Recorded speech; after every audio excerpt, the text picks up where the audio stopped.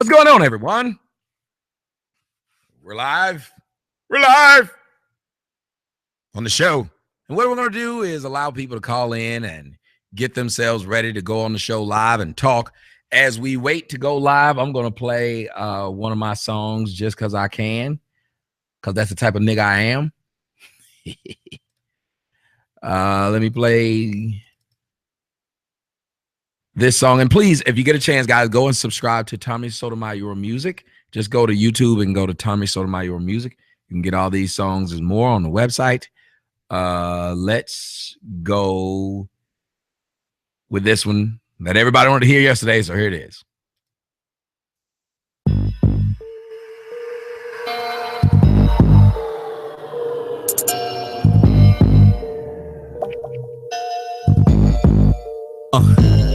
This for you niggas on the streets doing all of that yapping. You about to find yourself missing feds, wondering what happened. I had to clap them. I had to clap them. I had to clap them. What happened to that boy? It ain't no drama on the streets left. Ain't no drama that's as ignorant as riding 85 with no seatbelt. Keep on talking and feel where he felt. Because the drama gon' find you niggas walking by you like heat stealth. But I'ma see you when I see you, when I see you. This chromeful fever make you atheist believers. Niggas thinking niggas see me, but I ain't gon' let them. I just sit back, relax, and I'ma let the fofo get them. I won't sweat them like a workout tape from Billy Blanks. But I'm here to let you punk niggas know that your shit stank. If you don't think niggas from the Ville is trill, then you really don't know how real we is. Yeah, fuck around and get stomped. Niggas thinking I'm asking Coochie the way you got pumped. Don't get jumped by a bunch of niggas you don't know. That's what you get for talking shit about niggas you don't know. This for you niggas on the streets doing all of that yapping. You about to find yourself missing feds, wondering what happened. I had to clap them. I had to clap them. I had to clap them. What happened to that? Oh, this for you niggas on the streets doing all of that yapping. You about to find yourself missing feds, wondering what happened. I had to clap them. I had to clap them. I had to clap them. What happened to that? You niggas ain't ready for drama, but I'm about to bring the noise. You bringing your boys, but I'm about to bring the joy. With more clips than that nigga for real in VA. Better watch your mouth, nigga, for real, cause we are. Nowadays, niggas be thinking that shit all sweet. Behind they back, nigga been fucking they bitch all week. Ain't that right, P? See most of them niggas you with, they be laughing cause they know your boy done fucked your bitch. But me, I found out on the back end. But I ain't cracking, I'm just letting you know the deal. While you doing all that jaw jacking, my first reaction was, dawg, them niggas wild as fuck. I can't believe we ever let them niggas ride with us. But what's done is done, what's finished is finished. All I gotta say now is, nigga, mind your business. And to that other nigga, I wasn't even naming you, dog. But now I see the fucking laming you, dog. So fuck you. This for you niggas on the streets doing all of that yapping. You about to find yourself missing feds, wondering what happened. I had to clap them. I had to clap them. I had to clap them. What happened to that? Oh, this for you niggas on the streets doing all of that yapping. You about to find yourself missing feds, wondering what happened. I had to clap them. I had to clap them. I had to clap them. What happened to that boy? I had to clap a nigga for talking that bullshit. I had to clap a nigga and empty the full clip. I had to clap a nigga like a standing ovation. I had to clap him and send him on a long vacation. See niggas fail to understand they getting clapped for a reason. So I'ma explain this shit to them while they sitting there bleeding. They no believing in the afterlife, cause afterlife, I guarantee you he ain't gonna come back like Christ. Nope. So if you're ready for drama, boy, I'ma bring it to ya. And have the choir and Salem Baptist come sing it to ya. Asking Lord Jesus why he do it. But when I come around, they quiet and clueless. Niggas try to dodge these bullets, but they ain't jacked in. Got me putting bullet holes in they Maybach bin, so niggas may stack ends. But me, I'm trying to stack my bricks to the ceiling, break up the rock, hit up the block, and try to make me a killer. This for you niggas on the streets doing all of that yapping. You about to find yourself missing feds, wondering what happened. I had to clap them. I had to clap them. I had to clap them. What happened to that? Oh, this for you niggas on the streets doing all of that yapping. You about to find yourself missing feds, wondering what happened. I had to clap them. I had to clap them. I had to clap them. What happened to that boy?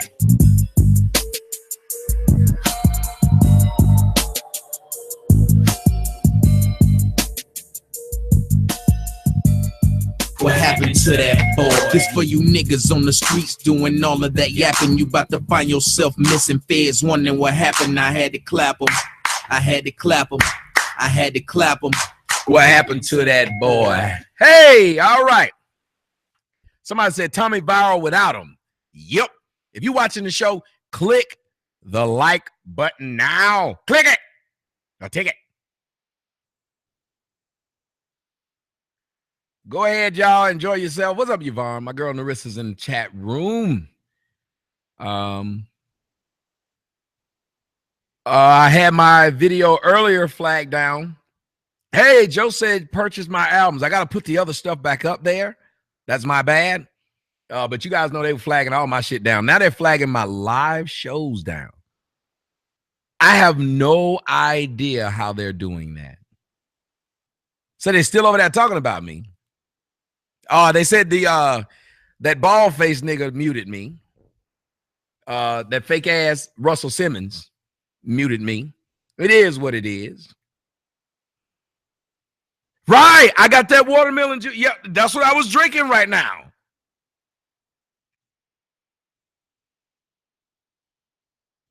I also want you guys to know that that dude who beat his dogs, I told y'all what he would say. Do you know that fool said he was acting?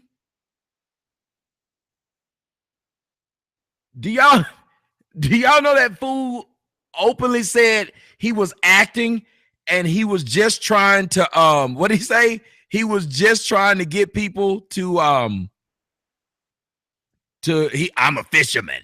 I'm a fisherman. What? So wait a minute. His dogs need to be in Hollywood right now. He said not only was he said he was acting. I swear to God, he's talking right now. He's on the show right now. This nigga said he was acting. So his dogs was acting like they got beat? Who says this? Somebody said, Michael Ford said they thespians. He said that them damn dogs was acting right along with him. Are you kidding me? That was his response. Now, wait a minute. If he was, I want y'all to understand, if it was acting, by logic, he would have never taken the stream down. Had people not recorded it, let me see if I can flag his live stream down since they're flagging mine down. Report. Hateful abuse. Select one. Promotes hatred and violence. Bullying.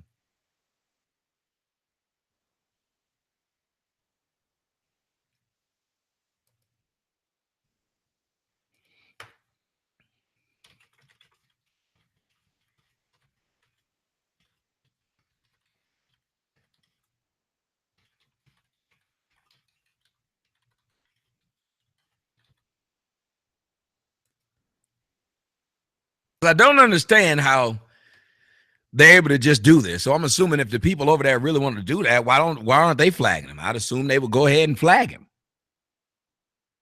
So I would assume y'all do me a favor, go over there and let's give him some numbers. Let's play for a while. Let's see, you guys. Since you got 606 people here, there's a link. See what y'all can go do. But he literally is over there saying that the police, he said that he was playing. Then he said, y'all didn't see nothing. Y'all didn't see nothing.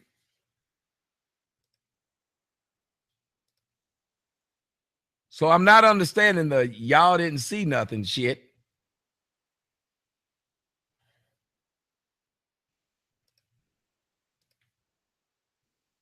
All y'all heard was me acting. I'm a fisherman. That's what he said. He's a fisherman. So y'all go over there and flag him for bullying. Bullying and abusive content. Because he got my name in there. So he bullying me. So go click the little flag where it says more. There's 3 little dots. It says more if you're watching it from your computer or wherever you are. You go over there since he think it's okay to beat a dog and then pretend like I want to know this. This is a good question. Who pretends to beat a dog? Somebody need to ask him that. What is the purpose of pretending to beat a dog? And who keeps flagging people? I'm wondering who keeps flagging people from over here. I want to hear what he's saying. Let's see what he's saying.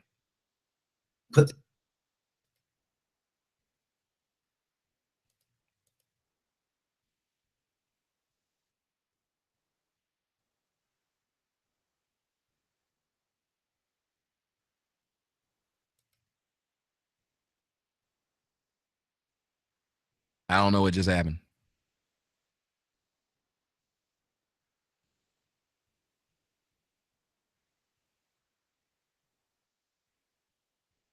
That dog, I will say this. That dog is an amazing actor. You say whatever y'all want. That dog is a fucking amazing actor. That dog is the shit. I don't know who taught that dog. That dog is an amazing thespian.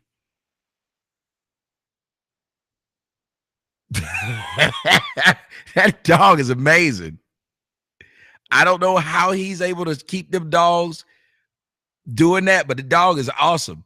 So that dog need an agent.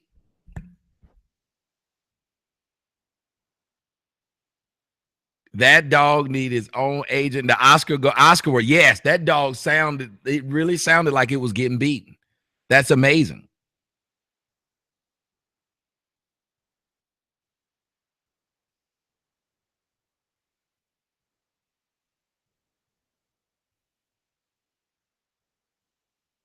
Anyway, guys, here's what we're going to do. We're going to answer the phone lines. People are talking. I don't know if they over there talking about me or not on Brother Polight Show. It is what it is.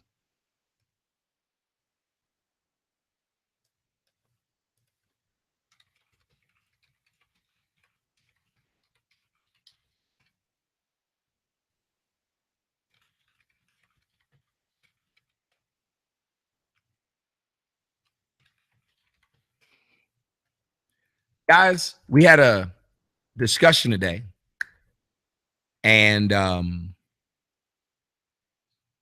it was with me, Brother Polight, and Deb Antney. You guys got a chance to see it. If you didn't, well, that's too damn bad. But what I'm about to do is answer the phone calls and get people's opinion about what they saw. All right? Let's go ahead and do that. Let's see. Everybody that's on the line, I'm going to let you guys talk. Give your thoughts. Let's go. 919 caller, you're on the air. What's up? Hey, Tommy. Hey. No, right now it's Alyssa. Hey, what's up? All right, Alyssa, you watched the show. You heard the show. What did you think about the show? Give your honest opinion, your honest thoughts. Okay. Well, I'm pretty sure I was pissed. I was very upset. Let me get my point out because I'm going to be really, really quick. Mm-hmm. When we were talking about the chat room in the chat room and his moderators, and he was saying how he didn't know who was moderating the show, how he never heard of the person who was moderating Hold on 1 second. or whatever her name is. I'm sorry. Go ahead. It was just something came on. Go ahead. Okay, that bothered me because as a person who is supposed to be running this platform and is supposed to be making sure that whatever going on in his chat room, he knows about it, regardless if he has his wives or how many he has now, because now he's not claiming one. But that's going on, you should know. So the fact that he was like, well, I don't even know that person. And that person was going up and down the chat room with a wrench, just saying the stupidest shit. Yep. And I'm like, oh my God. And I know you say he's not looking, but doesn't that make him stupid? Yep. But the fact that he didn't understand, but what I didn't like was he didn't understand my point. My point was I should be allowed to respond back to them if I wanted to. Why would your people block me and continue to talk about me? Like, he didn't understand that. He kept saying, well, they talking about me. Yeah, but you can respond if you wanted to.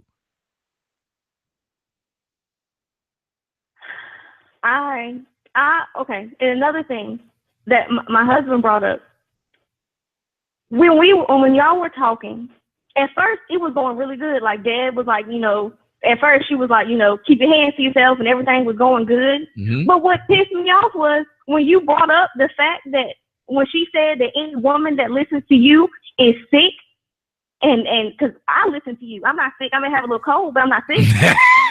But I'm not sick. But when you said, well, I feel like any woman who listens to Walker, whoa, we can't speak on that. Everybody on the panel said the same thing. And I'm like, are you serious? It's strange that they were allowed to, and I kept trying to explain to her. She said, well, children are off limits. First off, Waka Flocka is 98. That's a grown ass man. That's a grown ass man who done cheated on his wife 6 times on television, and then on television embarrassed her ass. So what's the problem? Right. But it's strange when she was trying to say, I was like, well, by that logic, I'm somebody's son. Leave me alone. Grown ass son. You're grown. Right? Like, leave me alone. I'm somebody's son. Let me live. Let me live, bitch. Let me live.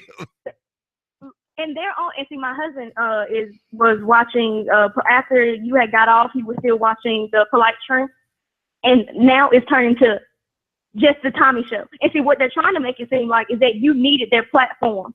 Honey, you go viral without them. Well, you know what was funny? There were 600 people watching him. There were 1,800 watching me. My husband said the same. My husband said the same thing. And I was like, the fact that they're saying, well, Tommy needed this platform and he just wanted to get over here to be seen. Be seen by who? Well, which makes no sense because they asked me to come. Now, I want y'all to do me a favor. I think I need to take away. I'm going to have to take away the rest of my moderators. Somebody was just able to say that you sick and I'm sick. But I got other people who I know listen to me who just sent me a message and said they've been blocked. Now, I don't know what the hell these moderators are doing. But this is starting to really piss me off. And apparently I don't need no moderators because I'm watching them sit up here and just people are typing any damn thing and they're not blocking them. The problem is they're trying to, and see, I'm one of your mods, but the problem is everybody's trying to be social instead of blocking people. I've noticed that. Like, instead of paying attention to what's going on in the chat room, they're trying to speak to everybody. I get it. We're friendly and everything. And even I say this. Once we get in the chat room, we know these trolls are coming. It shouldn't have to get up on the screen. It should be blocked as soon as you see it. That's the whole point of being a mod. Yep. And the funny part about it is, so I'm a mod. Well, the funny part about it is, how can I sit here and how can I block people, but the people who are supposed to be mods can't get it fast enough? Yep, and we're there. And so you're trying to run this show and run the chat room. That right. makes no sense. Mm-hmm.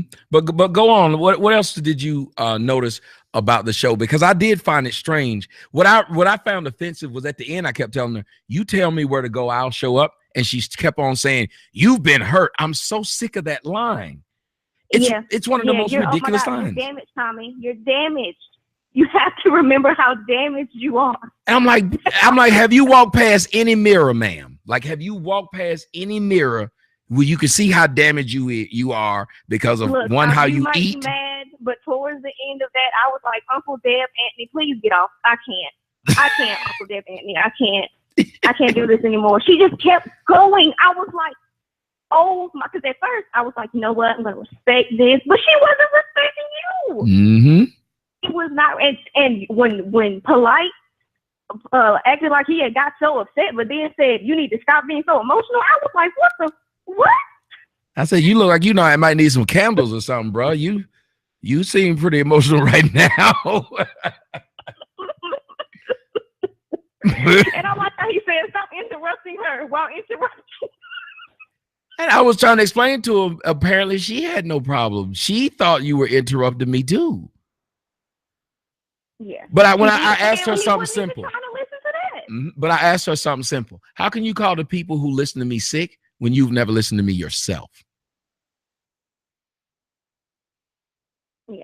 See, that but because they try to, I tell you this all the time. I know for a fact that the people who do things to you, you don't know them at all. But people often speak on you. Like for me personally, although I may call in your show every time, I do not know you as a person. I only know what you show me.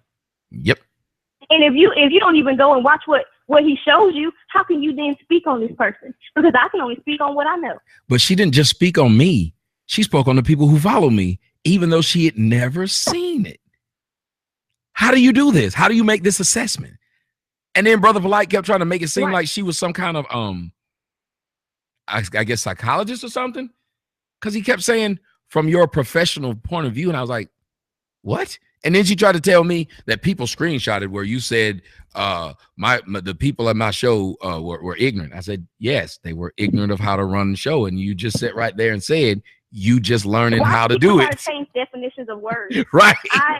I teach English. I teach English, and I believe that every word should be taken in the context that it's supposed to be. Meaning, you cannot tell me that ignorant means something else when I know how I'm using it. She literally sat there and said, I don't know anything about radio. I'm just learning. But dear, I just said you were ignorant. Now tell me what ignorant means. You know, the context that it was, I didn't ask you that. I said, what does ignorant mean? Because there was no, the context in which I used it was 100% correct. So for her to turn around and say, yeah, but you know where we from. No, but that just because where you from, that's how you speak. Don't play it. I'm from the South. I know how that works. Don't play with me. No, it don't work like that. First of all, both of my grandmothers speak in this way. And they say, well, you have to speak to people how they grew up. No, I'm not. I'm going to speak to you how I know how to, in the correct way. Thank you. I'm not going to dumb down something and then make it wrong so you can understand it. That's not helping you at all. Somebody in the chat room said ignorant means ashy. I guess it's trying to right, because apparently that's what it means. It probably means ashy, just like how crispy means ashy. Oh my God. This has become ridiculous. My husband sometimes he tries to give Polight the benefit of the doubt, you know. Like sometimes he's intelligent. I was snapping. I was like, this dumb. I was going off because I felt like every time I wish you wouldn't have got on. That's just my opinion personally, because I felt like I knew how this was going to go. No, I just wanted to talk to Deb. I just wanted to talk to Deb. Go ahead, I'm sorry. I just wanted to talk to Deb. See, people don't understand. Look, Tommy, you knew that wasn't gonna. No. I just wanted to talk to. When he hit me up, he said, "You know what? Deb is gonna be on there, and we want you to come on." And I knew what it was, but I just wanted to talk to Deb. That was it. That's why when Deb got off, I got off. Yeah. Yeah, see, the thing was it was not gonna work like this. Well, he kept trying to play on that question about well, do you think they should use excessive force? She answered the question like 3 times, and he was like, "But Dale, do you think that they should?" You know why though? Like, you know why yeah, he was hurt that she agreed with me. Yep, we said the same thing. Mm-hmm. When you were dancing, I was in the background like, "Go, Tommy." He was so hurt that she agreed. Because common sense. Look, first off, I grew up in the South. You grew up in the South. What do we know about the South? We literally tell people you act like a man, you get like a man. That's one thing I know. Almost every Southerner was told. There it is. My grandma told me when I was little, you put your hands around one of your brothers and they hit you back. Don't come to me. Mm-hmm. My cousin will tell you I had to body slam her because Brett used to whoop my ass because Brett was so fat and I was little. Brett used to whoop my ass. A little bit of that testosterone got in the nigga. She hit me one too many times. I hit that bitch with the Russian sickle. She hit up against that TV. She went crying to my grandma. My grandma said, "By the time that boy whoop your ass." Yep, see, don't matter. Because see now, and they're trying to get, and he kept trying to say, well, that man is going to be stronger than, didn't that woman know that before she hit him? Right. And I kept asking him that question. But that doesn't make any sense. And look, I done seen more women beat niggas' asses than I've seen men. In the black community, you're right. I done seen more bitches manhandling these dudes. I got some aunts that put a couple of Stone Cold Steve Austin on some niggas at a cookout. Look, I see this. A lot of these chicks are hard to deal with. They hard to control, and you just like I've seen them manhandle these dudes. And at the end of the day, we got to stop and say, well, this is not cool. Everybody keep their hands to themselves or be nice. And my thing is, like the Bible talked about how when it said to parents, don't push your children to wrath. Let me tell you one thing that I try not to do too when I'm dating a woman. If she's around me, even though I'm bigger than her, I'm not going to talk a ton of shit to try to make this woman feel like dirt and then get mad that she might reach out and fuck me up. Like, you know what I mean? Like, I'm not going to try to push this woman. Start things. Right. I'm not going to try to push this woman, say, that's why I fuck so-and-so. Whatever you get after that, you probably going to get. If I say some bullshit, I'm at least got my hands up. I'm ready to go.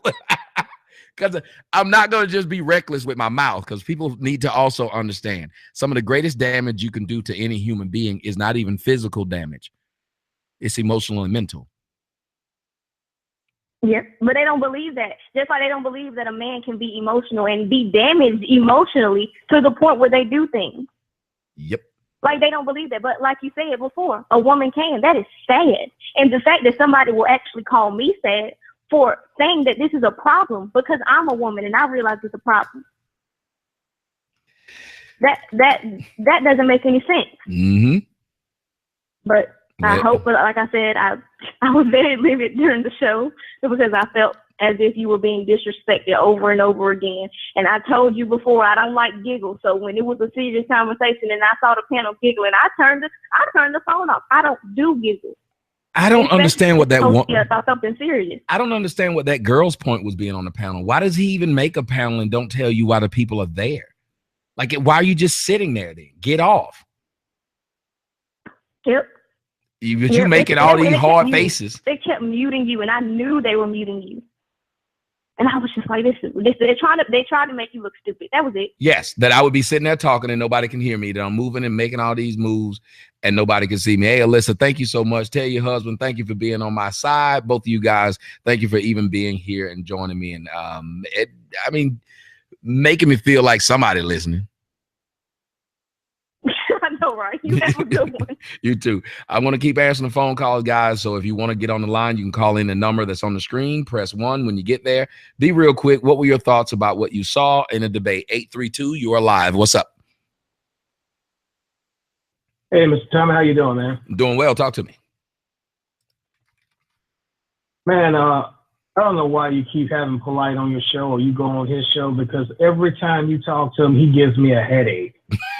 Because he always flip-flopping on issues left and right. And I'm going like, Jesus, man, why are you talking to him? He doesn't make any sense at all.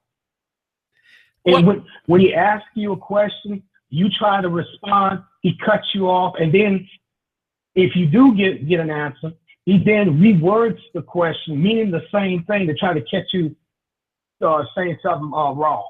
And I'm like, why are you dealing with him? Because in your last show, didn't you say you're going to stop dealing with these people? Oh, no, yes. But I literally went over there because I've been trying to talk to Deb. So I went over there to talk to Deb. That was it.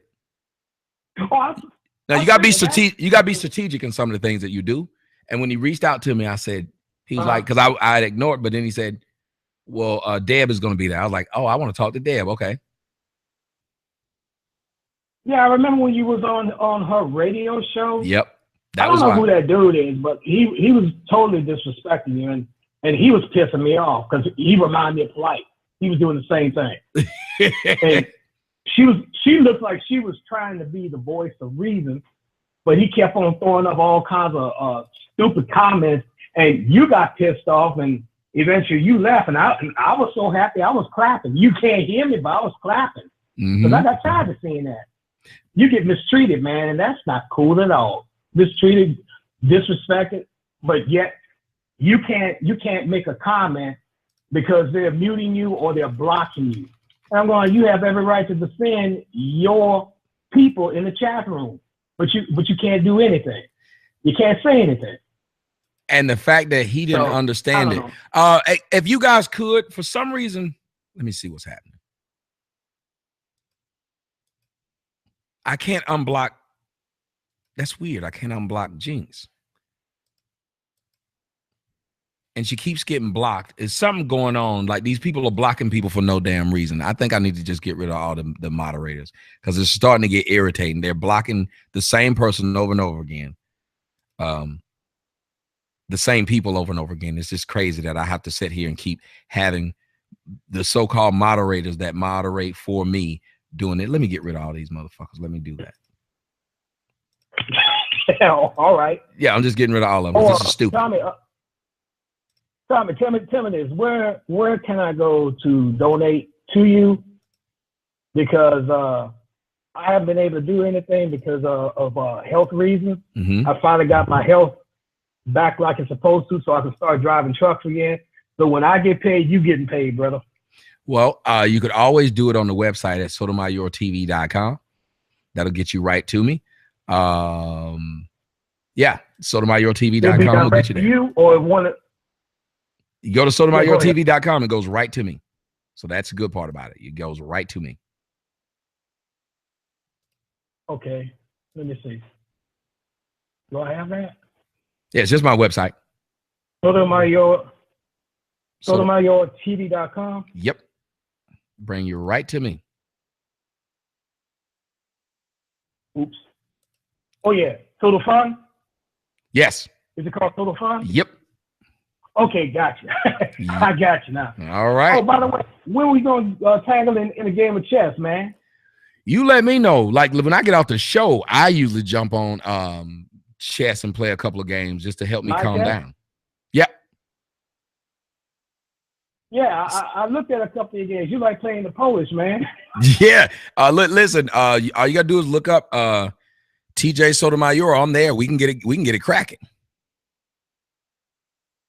All right, man. Well, I'll tag with you as soon as the show is over with. All right. I don't have to fly out until Sunday. Well, email me. Let's do it. I was thinking about starting to play some chess games with people live. Like I do a live show where I'm just playing chess with people. Okay, where do I send the email to? TJ@yourworldmyviews.com. Okay, I got you. All right. All right, boss. Well, I'll talk to you later, man. You have a good night now. You too, brother. Thank you so much. Let me bring in another phone call. What did you think about the earlier broadcast? 217. What's going on?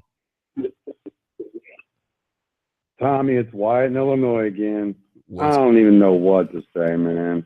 It's just, I feel like the last two callers, man. I don't want to be a broken record. It's like, why do you even give Brother Polight a platform? He has less listeners than you. He just spreads his stupidity. I've become less of a man and less of a black and have less brain cells now from listening to all that shit. It was just retarded. Look, it is bad, as my man Galvatron would say. It was bad comedy. It was. When I was waiting for the show to start, I just took a little bit of notes of what they were saying. This is the bullshit. It's all opposite. So everything I wrote down is what they're saying, and this is the things I know that are exact opposite. This is the first one. You can use his own words to cut him up. Is what fucking Polight said. That came out of his mouth, and which is the biggest hunk of shit ever, Tommy. I hate to be on your balls, but you're the best debater, best arguer I've ever fucking heard in my life. Thank you. So I don't even know what they had to mute your mic, so you can't get shit across. And I'm sorry, dude. I don't even know why you want to talk to Deb. Is that Waka Flocka's mom? That was why. What's going on here? Well, look, I'm strategic. If Waka Flocka's mom is able to talk, so I have a bigger panel, which means more people will go to people like them and in their circles to get my name in there. Because I have to advertise my own shit. Remember, I'm my own PR guy. Tommy, I totally understand. I mean, you're doing it on your own. It's fucking crazy. Yeah. But I don't understand. She's not genuine. She's saying, like, when she's apologizing to you, even that's not genuine. Sure wasn't. I just don't think me personally, she sounds like she's just full of shit. The prototypical BT 900 or whatever generation model she is, and she's very belligerent. She wants to just talk over everything. So anytime you try to make a point to those people, they're all making it like they got one up on you on their show. But remember, when that dude muted your mic, fake ass Russell Simmons, bitch ass Russell Simmons muted your mic. I knew it was that punk ass motherfucker. When you said it wasn't him, I was like, I know it's that faggot. But remember this. You see how you're able to say they're just like the people you talk about? That's proving my point. That's why I did it. I know she can't hold water. I know she can't stop acting like that. I know she can't stop doing this. So how else can I get to a larger audience to show them, look at how they act even when they're in control of their platform? But Tommy, it's women, period, man. I mean, you already know I already told you before, I dated a white teacher. I went out on her birthday and pissed her and all her friends off. And I promised her I wouldn't talk about race or gender, which is the main shit I'm into right now. And I promised her I wouldn't talk about it. But so me and my buddy were walking up to meet her friends in there. And somewhere, probably 2 hours in the day of drinking, one of them friends brings up independent women. And I just say, well, what does that mean? And then I just dropped it there. And I just said, okay. I started getting upset. I just dropped it. Alicia's like, drop it. I was like, all right. And then she literally, after this, says independent woman, brings up child support. You know, it's just bullshit. There ain't, and then later in the night, I just got pissed. And when they said it again, I said, there ain't no such thing as an independent woman. It doesn't exist. And then before I can even get out to say, there's no such thing as independent man. We all depend on each other. Ooh. You know, there's independent-minded people, but there's not. We all depend on each other. But before I can even get that out, they get so offended because it's all about their ego. And that's all that these dudes are doing. It's all that the black culture's doing is protecting their ego. Yep. That's all that they're doing over there on his channel. It's fucking sad. Yeah, we don't care about women. I have 40-year-old teachers. I have 40-year-old teachers crying because I said this, because I said there's no independent woman. My mom raised me on her own. Yeah, it doesn't mean it's a good thing. Look at you now, 40 and single and alone. Well, I agree with you that is, and thank you so much for the call, brother. I agree with you that it's a lot of what women do. I just always deal with our problem, which is black women, because black women have way more power than what white women have. White women have the power to irritate white men, but white men can shut that down anytime they wanted to, if they wanted to. Black men are literally having to deal with a woman that's being given power by the most powerful group. The most powerful group is giving her power, and black women are using that power. That's why you watch how Brother Polight didn't ever correct Deb, even when Deb agreed with me. How many of you guys realize that? If what I said was so ridiculous, shouldn't he have said that to her when she agreed? Remember, he said that what I was saying about hitting a woman was ridiculous. So when she stated it and reiterated it, he should have said, yeah, that's pretty fucking ridiculous. But he didn't. Why? 954 caller, you're on the air.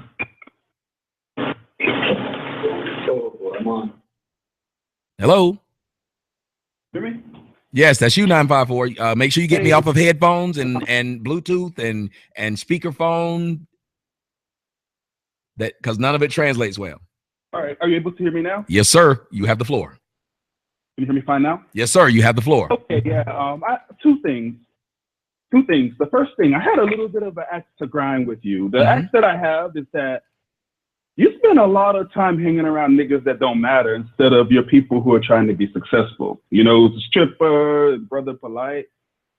Brother Polight doesn't give a fuck about black people. He only cares about himself. Mm-hmm. I found that out when you guys did the one-on-one where he was talking about polygamy.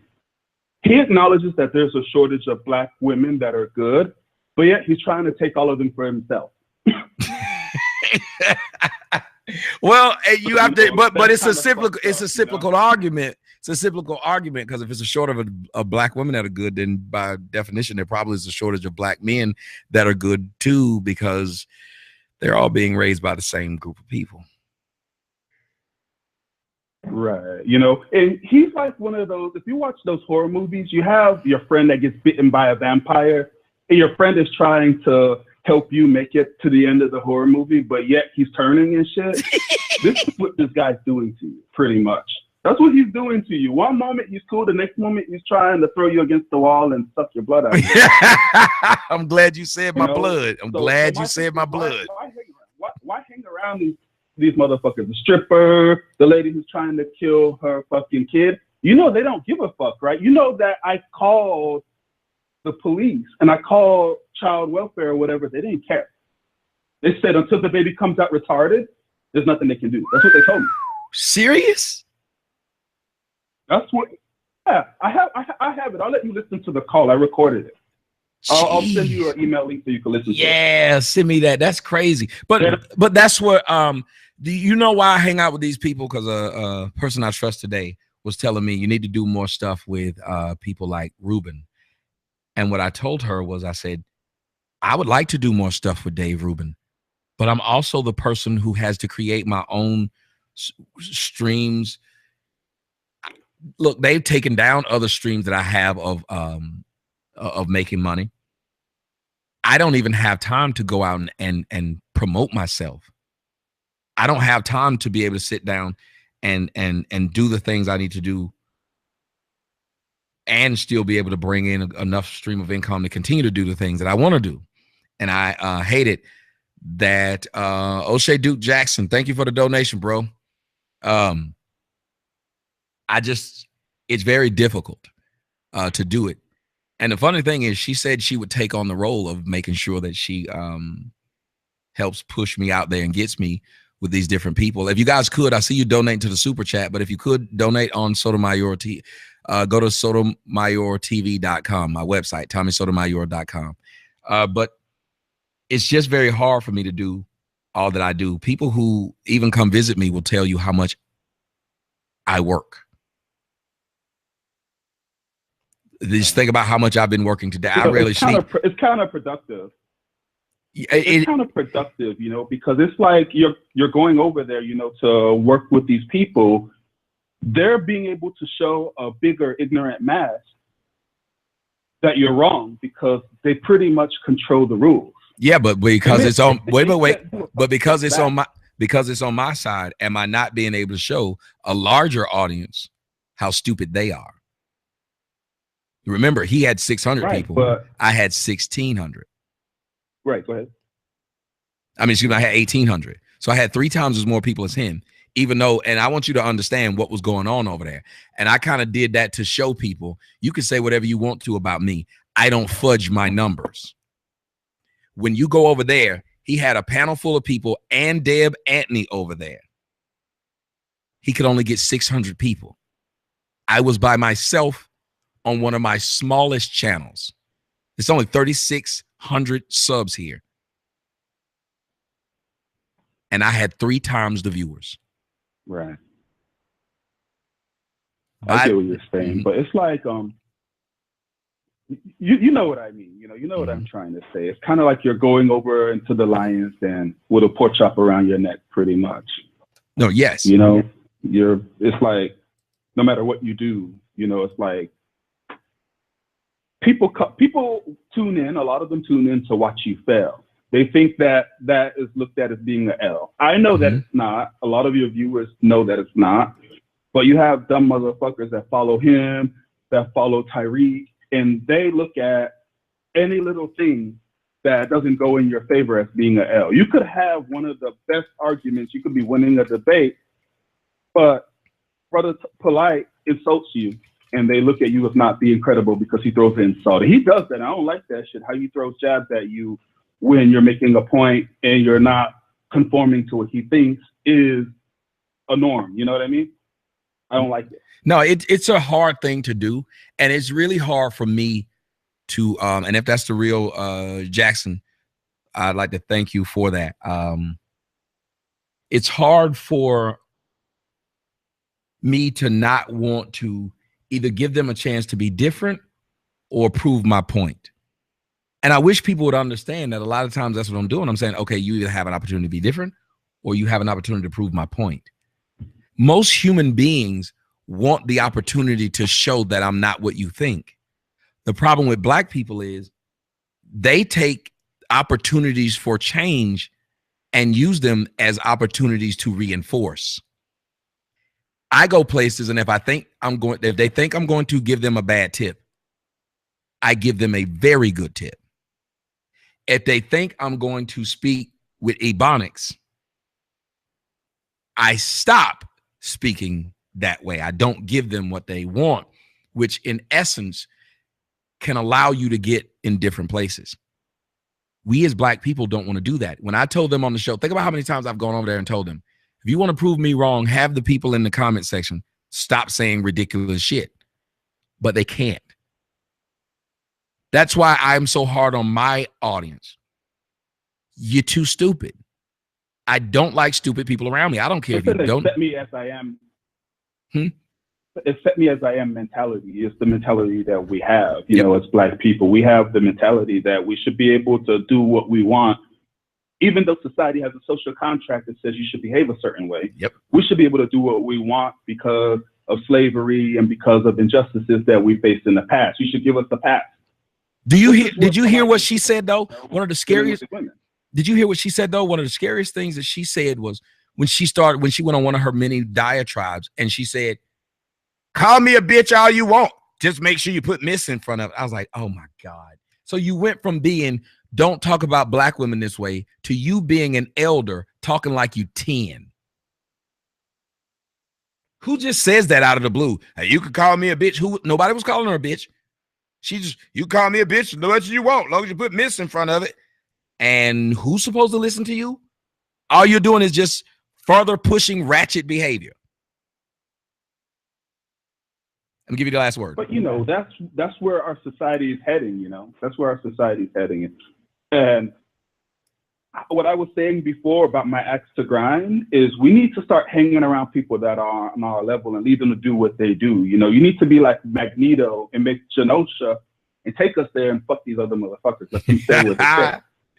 I'm gonna That's give what you need to do. You know, you need to fucking leave them alone, you know, and you can make videos and make fun of them and we'll watch and we'll laugh, but leave these motherfuckers to do what they do. Let Polight get cheated on by one of his many bitches and make a video and joke about it instead of bringing him on to talk to him about bullshit so he can try to discredit you. Well, and another thing, I'm a man.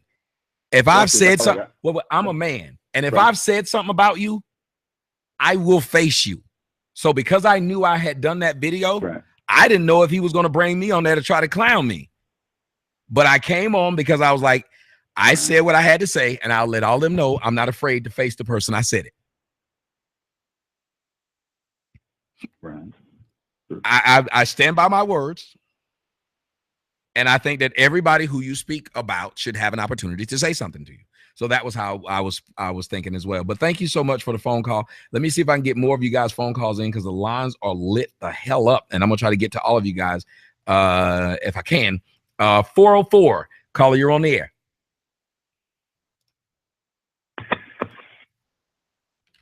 Hello? Hey, go ahead. Talk to me. Hello? Go ahead. Talk to me. I don't appreciate the way. I just expected more from Deb, and I expect more from Polight. But it's just like, I just don't have no respect for neither one of them now. She's talking about like how she wants to, you know, do it separate, talk about, you know, your hate for women or whatever she was saying. But then she's talking about all the women that follow you are sick. Thank you. And just the way Polight is just like the way he talks is like he's not taking it serious. Like I don't know. I just don't like any of the stuff that happened today. Like, and the people just flagging your channel down, like for no reason at all. You weren't even talking about them, but they just flagged the channel down out of nowhere. Yeah, last night and today. Yeah, I don't know how they're doing it. I really don't. It's crazy that they're able to do it. Apparently, I'm going to have to just do live shows from that's why I'm trying to get the website built right. Maybe I'm just going to have to do live shows from the website and then upload them on YouTube afterwards. So the only people can see is the people who come here.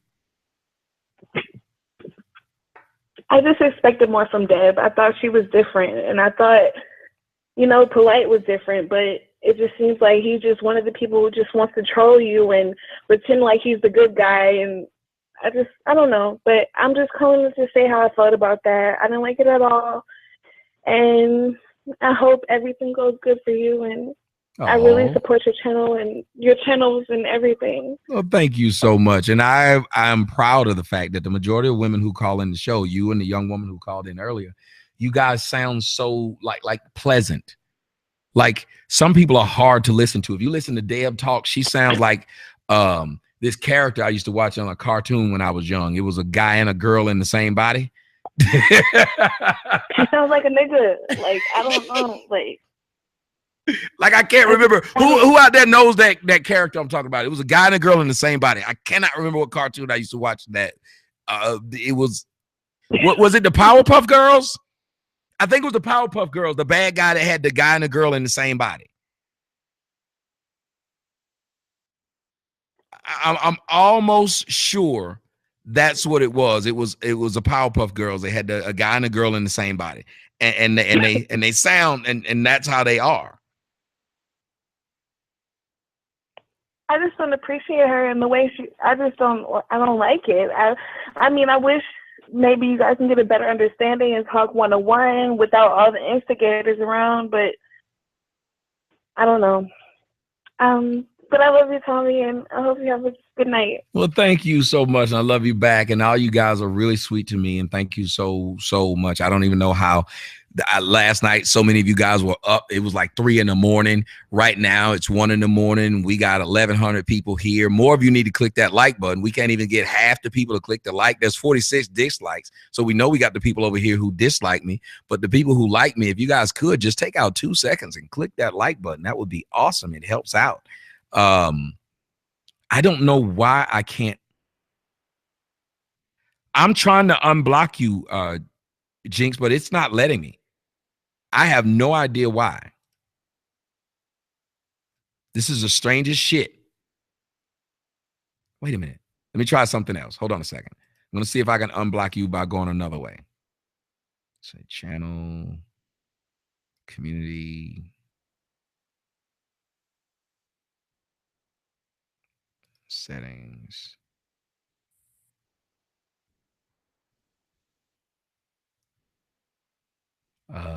Crap. There's so many of these motherfuckers over here that's blocked. I will never find you in here.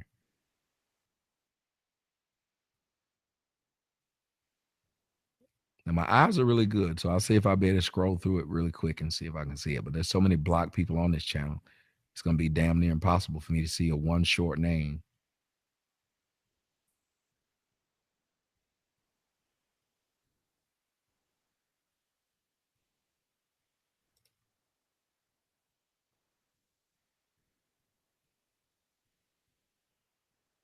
No, I'm not going to be able to see it. I don't know why it's tripping like that, Jinx, but I'm going to try and make sure we can get you unblocked. Hold on a second. This may work. Hold on.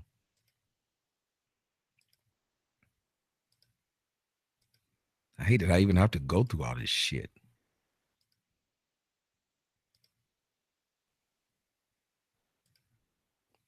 Maybe if I put this in there, then that'll work.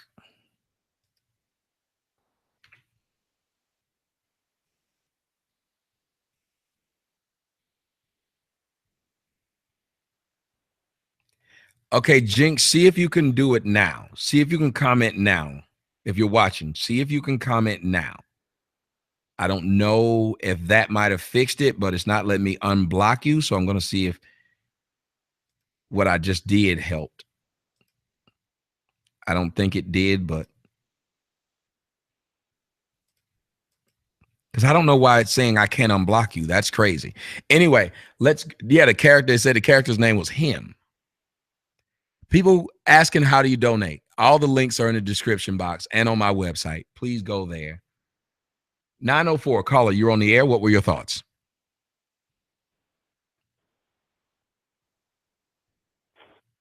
Hello.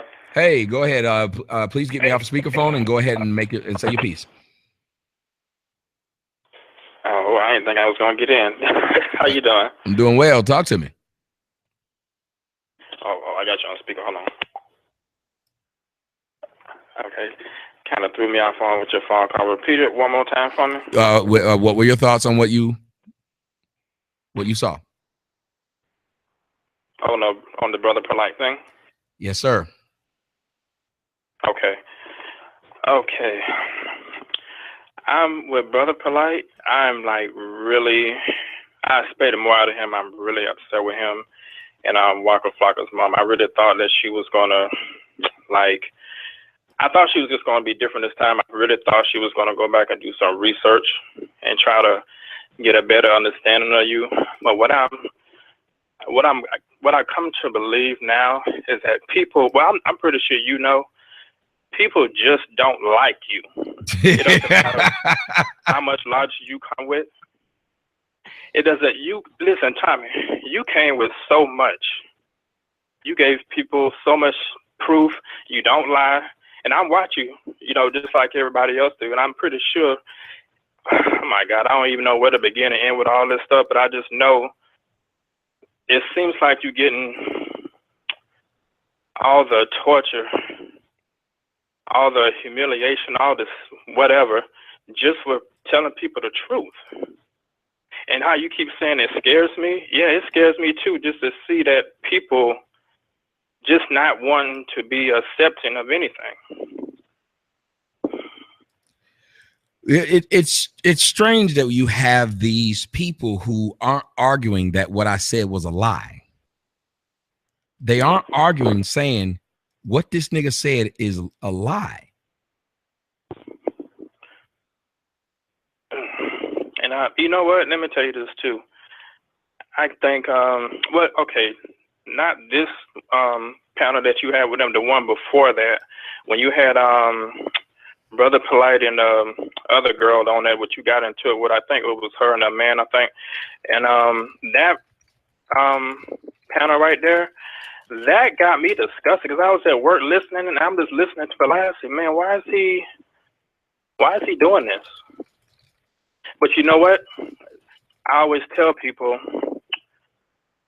I think most of the time when people kind of talk out of place and do things that they don't normally do, in my mind, I think that people got a lot of other things going on in their life that they have no control over. So when they come back to any platform or any person, you know what, fuck it. And especially, and I'm going to tell you this, what my aunt told me. She said the biggest, let me see, for men, our biggest downfall is women. Okay, a black woman, my own aunt told me this. I said, okay, you know, I ain't think nothing too much of it until I started getting older and started living and learning as more than I, you know, when I started dealing with my own women, you know, black women. I said, okay, you know what, she was right. And she said it with ease. She didn't struggle to say nothing. She just said it. And to be honest with you, I think ever since that Music Soul Child thing, I know he ain't going to tell you, but I think that's a big pill for him to swallow. I think that's probably the start, maybe another type of downfall for Polight. And the crazy part about it, I was still kind of rooting for him because y'all still, to me, in my eyes, y'all can still, whether, you know, y'all on different pages on the same coin, I guess, you know, he just for, you just against it. That's it. But for the most part, what we've seen is that both of y'all can still at least reach out and say, okay, let's talk about this. Let's talk about that. Y'all will put things aside. But I think it's kind of getting to the point, and I can see, you know, and I've been, you know, listening to people, great speakers for a long time, and I can tell you getting tired. Yeah. It's almost like, and sometimes I wonder, like, okay, it's time. Sometimes Polight do some shit, and I'd be like, okay, Tom ain't gonna say nothing else to this guy, but somehow you still come back and speak to the guy. I see, dog, I thought he was gonna be done, but I don't. And this, like tonight, he's all your fucking ass, and I said, oh my God, where is all this coming from? You know, I wouldn't be surprised if he's flagging your shit. Well, you got to understand. I understood he saw the video, and I understand that's why he would be a little bit upset. He spoke more to me offline than online, but I understood he'd be upset. I mean, look, at the end of the day, the story made no sense to me, so that's why I spoke about it. And thank you so much for the phone call. The story made no sense to me, and I spoke about it. And when people are running around saying, well, hey, it's just weird. That was never my wife, but it was portrayed that way. Everybody who watched it knows it was portrayed that way. And no matter who it is, I can get under your skin. And when you turn around and use the word emotional towards me, and when you're yelling, well, you kind of lose, because I'm just going to be real sarcastic at that point. I hung around enough white people to know that when you're yelling and you're saying certain words, I'm supposed to greet you differently now. Like, I don't know why people aren't understanding that once he elevated to that point, you back down and you say, huh, you win. Go ahead.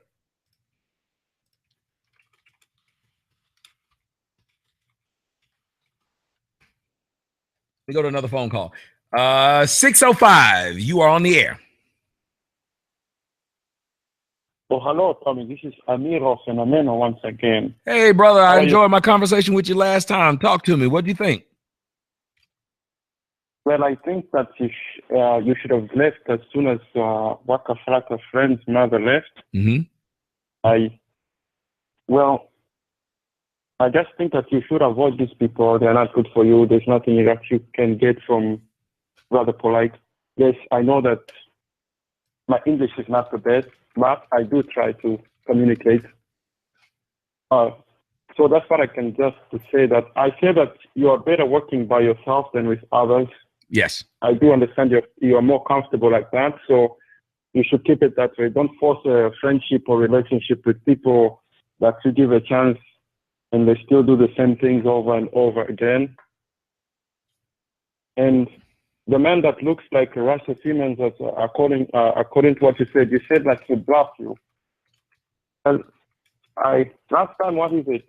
They do say that quiet people, they are like snakes. I do see him as a person who does not say much, but by what he has done today, we can tell what kind of person he is. He does bad things, but he's quiet. Those kind of people are not good. I never expected him to do that. But the platform of Brother Polight, it's made up of negative people. Mm-hmm. I do see the comments as well, and I don't understand why so negative. I mean, if someone does say something, and it's true, there's no need to make a joke making fun of that person. It's not necessary. You see, like, I don't know. Like, let me ask you. I want to ask you Huh? something. He was trying to say, and she was too, that I bully people. And people are going around flagging me for bullying. And if you guys are watching the show, please, guys, click that like button. There's 1,200 of you, only 600 that click the like. Please click the like button. It helps out everything that you do. But do you believe what they were saying have some merit? Well, no. But what I can say that a smart person would do, for example, you tend to speak about black women. And you tend to say that mixed women or white women behave better than them. But what I can say about that is, if mixed women and white women see that you say something positive about them, it would be stupid of them to say dumb stuff around you, because then their image would be tarnished. So if you say something good about me, I am going to try to act good around you. And I also wanted to ask you one question. Mm-hmm. Were you born in the USA or Panama? In Panama. Oh, okay. Okay, that's what I wanted to ask for a long time. Thank you, Tommy Sotomayor. I will continue to listen to your show. Have a great show. Thank you, brother. Very good call. And I understand what you're saying to an extent, that if you say nice stuff about people, then they'll try to live up to that thing. But if you listen to what I just said earlier, people need to try and look at it in a different way. Every time I think you think something negative about me, I'm going to give you something different. I don't know why I would stop and not give you something different. we go out of our way to give, when we have a negative stereotype, we go out of our way to reinforce it. I think that's a Black problem. There's no reason to reinforce a negative stereotype. 704, caller, you're on the air. Hi, Tommy, this is Angel. Angel, talk to me. Hi, first time call. Thank you. I just wanted to say that no matter what you say, it's the truth, and it's not bullying. It's just, if the truth hurts, just make it a lie. As simple as that. I'm fat. I know I'm fat. You say I'm fat. It ain't gonna hurt my feelings. Shit. So what did you think about the little, I don't know what you would call it, the discussion? It wasn't a debate. Oh, I just wanted to let you know that I don't think you're bullying. I mean, usually when somebody gets mad at what you're saying, it's because, it hits home to them for one reason or another. Well, and these things touch them, it seems like their only way of handling it is to lash out.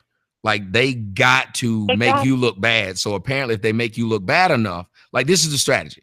If I make Tommy look bad enough, then whatever he said will not apply to me anymore. Like make him look bad. That way his words hold no weight.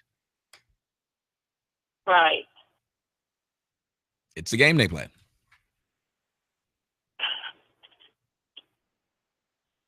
Well, all right, Angel. I don't want to. Yeah, is there anything else you'd like to say? I didn't want to take too much time to let you know I'm still here for you. Okay, well, thank you very much. Very good phone call. Yeah, I don't understand why they will be so upset when and I kept telling them, how can I be bullying someone when I'm only taking what they put online and putting it online? If you call that bullying, why don't they call? And I wish I had said this. If you call what I do bullying, what TMZ doing? TMZ walks up to you when you're at the airport, start asking you questions. I want y'all to hear me again. TMZ walks up to you when you're at the airport. You ain't bother no damn body. I haven't went up to Jesse Williams and tried to force Jesse Williams while he getting on his airplane to talk to me. I haven't done this.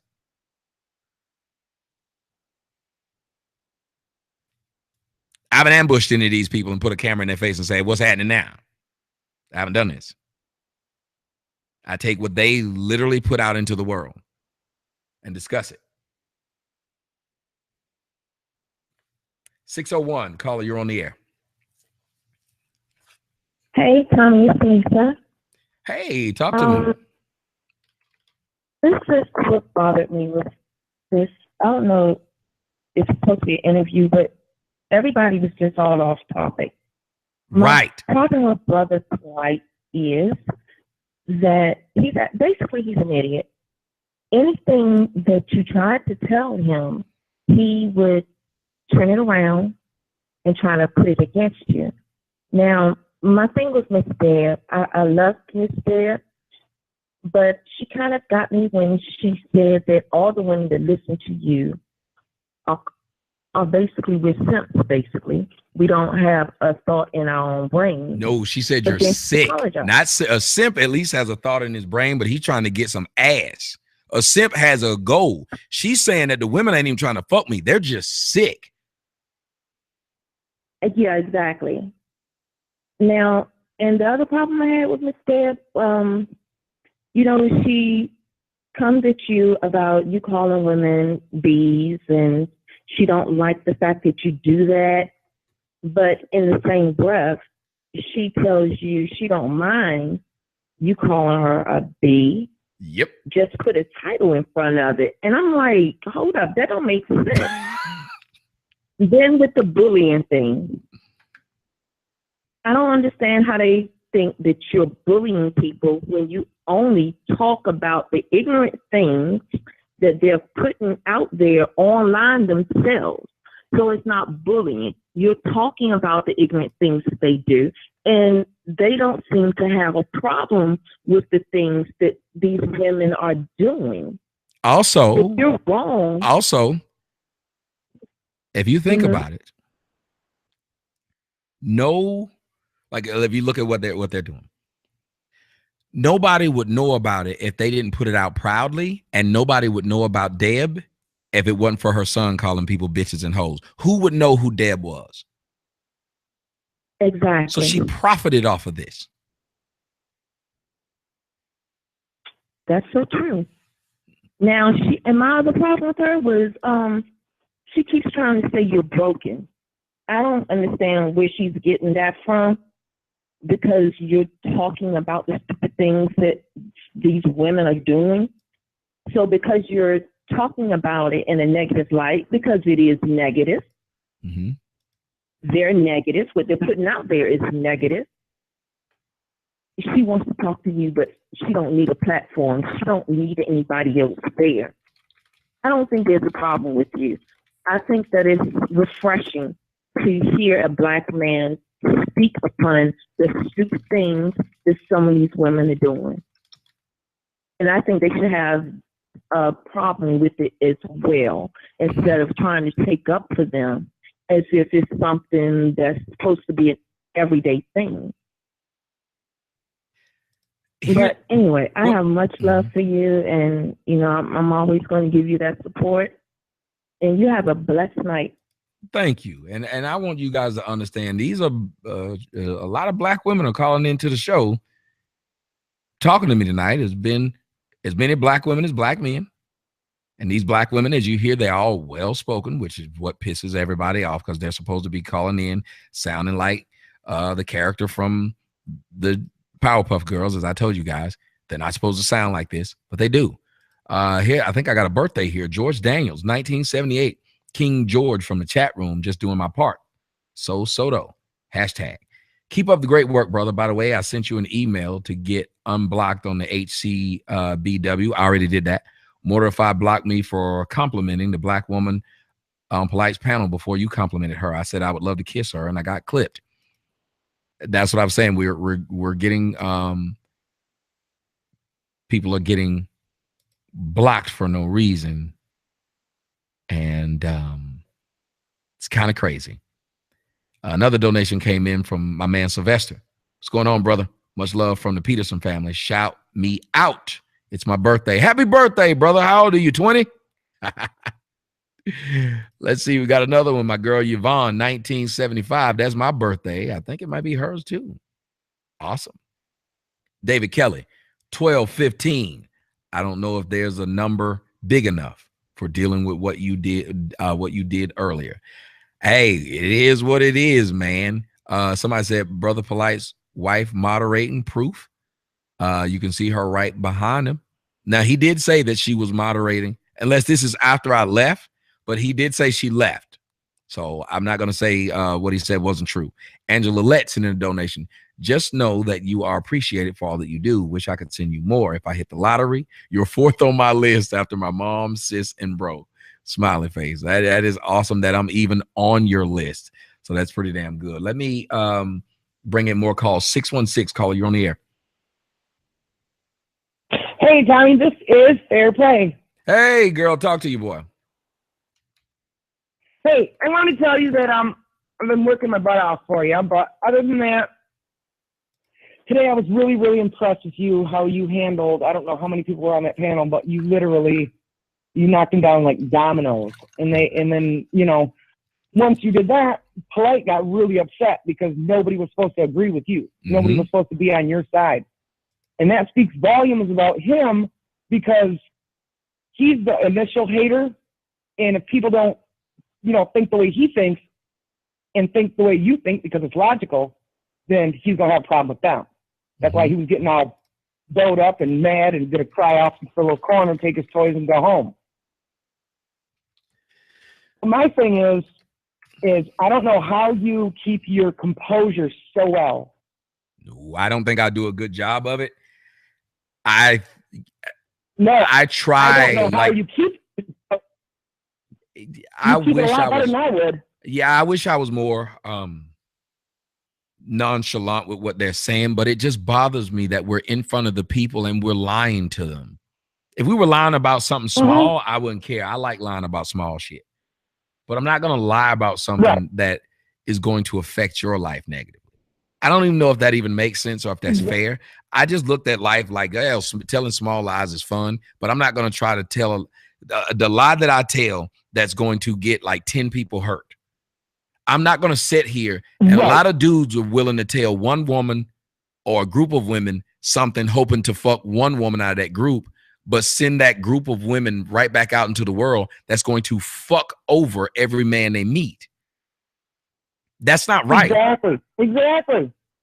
No, hell no, it's not right. And Polight is basically setting these women up for failure. I hate to say it. He's setting them up for failure because every man, none of my brothers did anyways. The rule was you hit them, they're going to hit you. Period. And Polight's making it sound like, well, you don't do that. You're not supposed to do this. And I mean, this ain't 1913. You know, times have changed.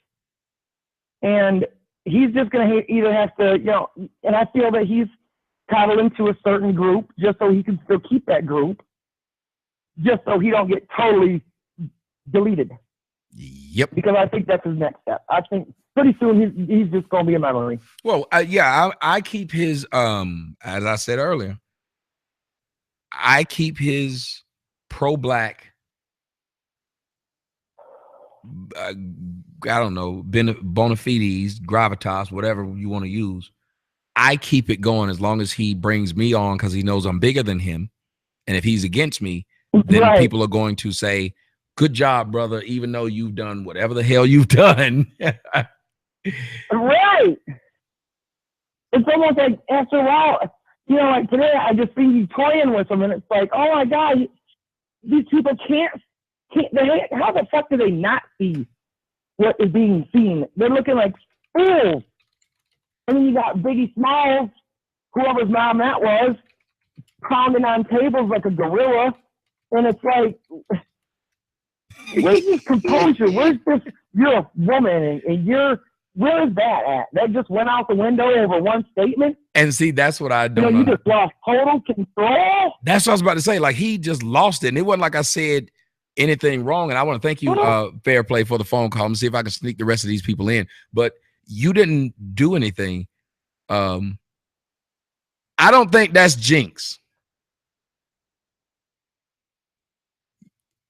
I don't think that's the right jinx, guys. Let me click on it. I don't think that's the right jinx. Something's not right about that because it wouldn't have taken her wrench away. So let me go on and click on this and see.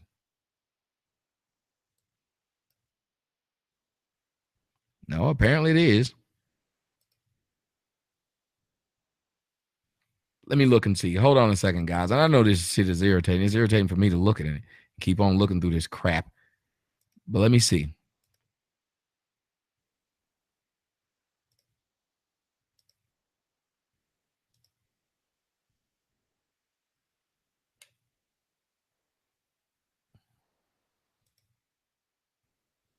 Just give me 1 second. And I keep saying one. I don't even know why people say 1 second when they know the shit that they're about to do take longer than a second.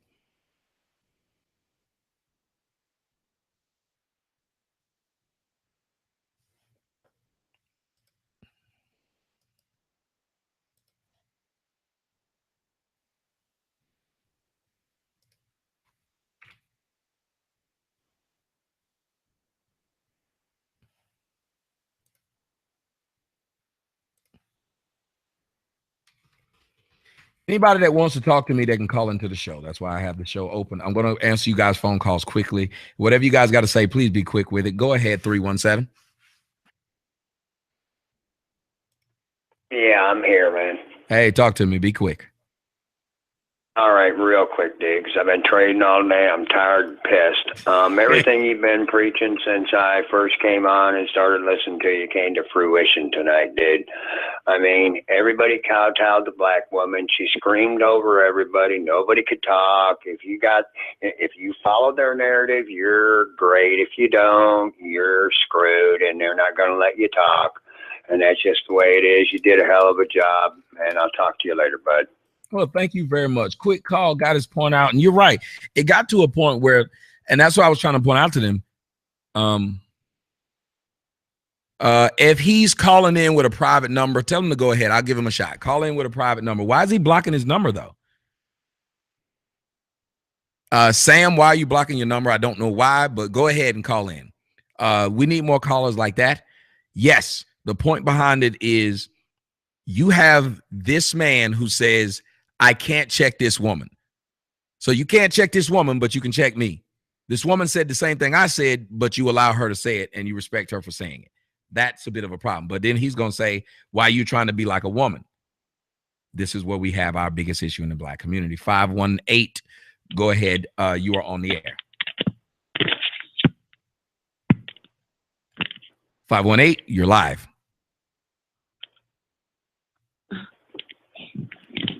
Hello. Okay, I'm going to kick you off. Next caller. I don't know what they were doing. Somebody was getting fucked. 504. Hi, Tommy. Hi, talk to me. What's up? I'm gonna be quick. First of all, I think it was kind of crazy. I want to say Miss Deb had me real upset for her saying that we are sick because we follow you. Mm-hmm. But the only thing I have to say about that is, and I'm only say this, and I'm gonna be quick.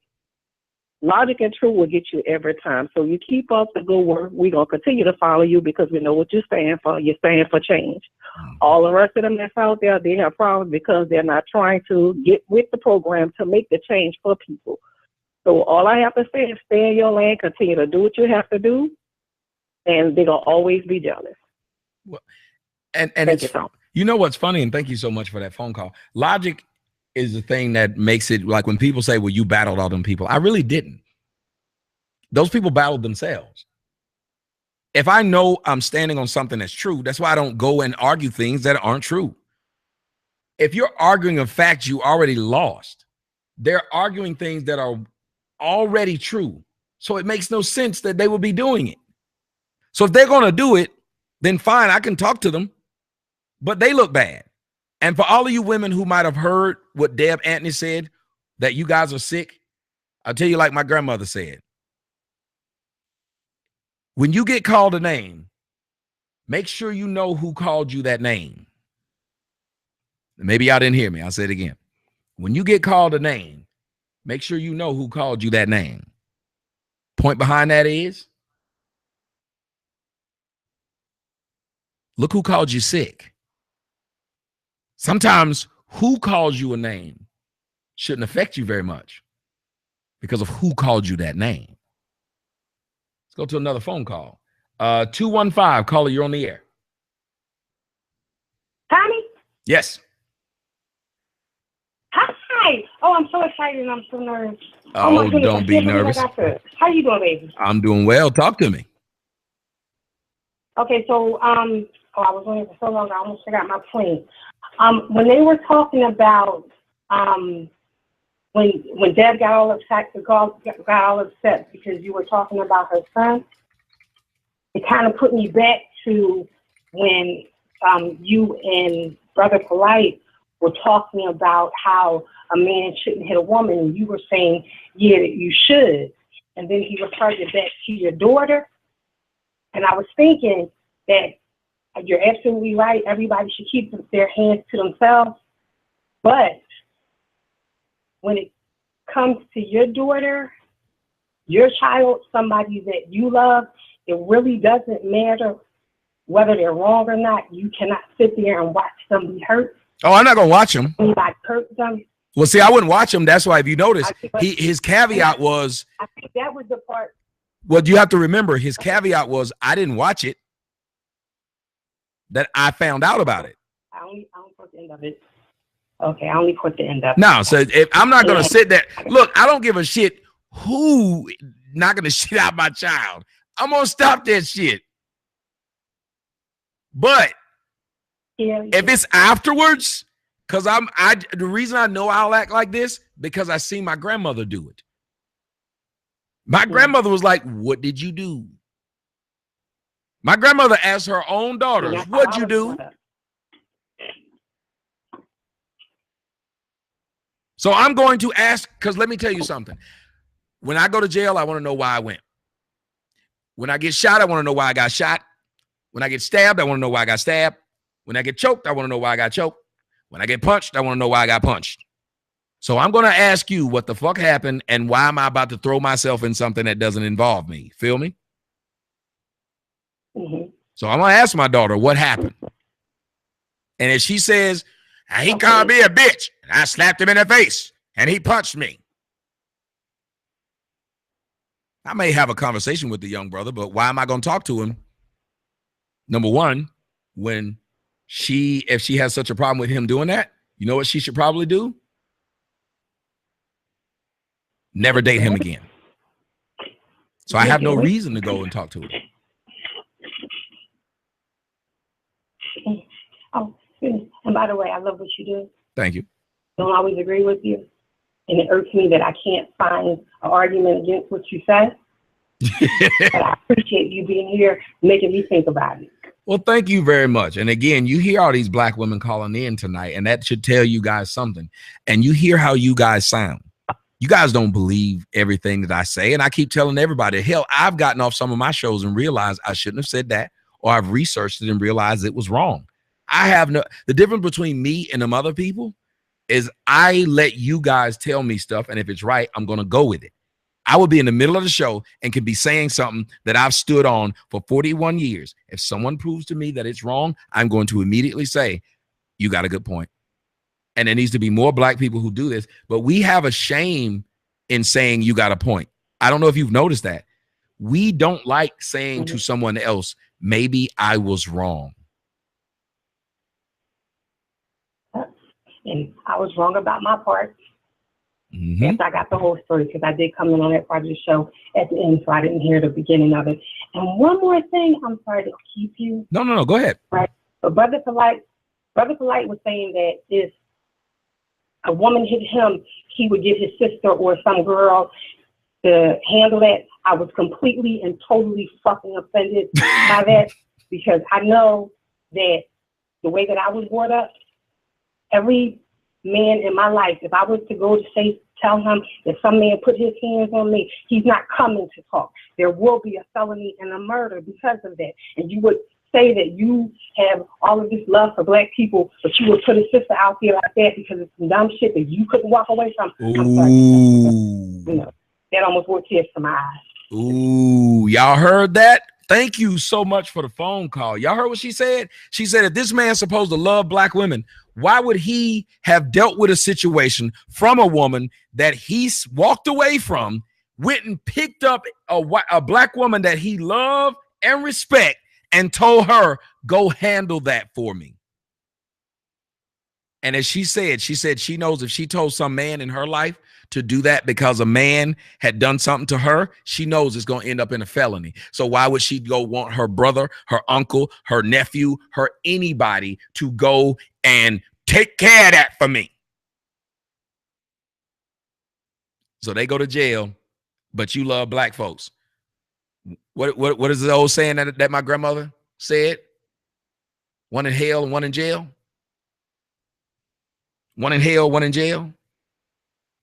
That's exactly what would happen if Brother Polight, me, or anybody went up to some woman and said, hey, this woman offended me. Go take care of it. She goes take care of it. That girl's dead. She's in jail. Stupid ass logic from a pro-black. Why is he going to say he should walk away from it, but then put up one other person at risk? If I should walk away from it, shouldn't everybody walk away from it? Huh? Maybe Brother Polight got an answer for that. We know he don't answer questions directly. 816, caller, you're on the air.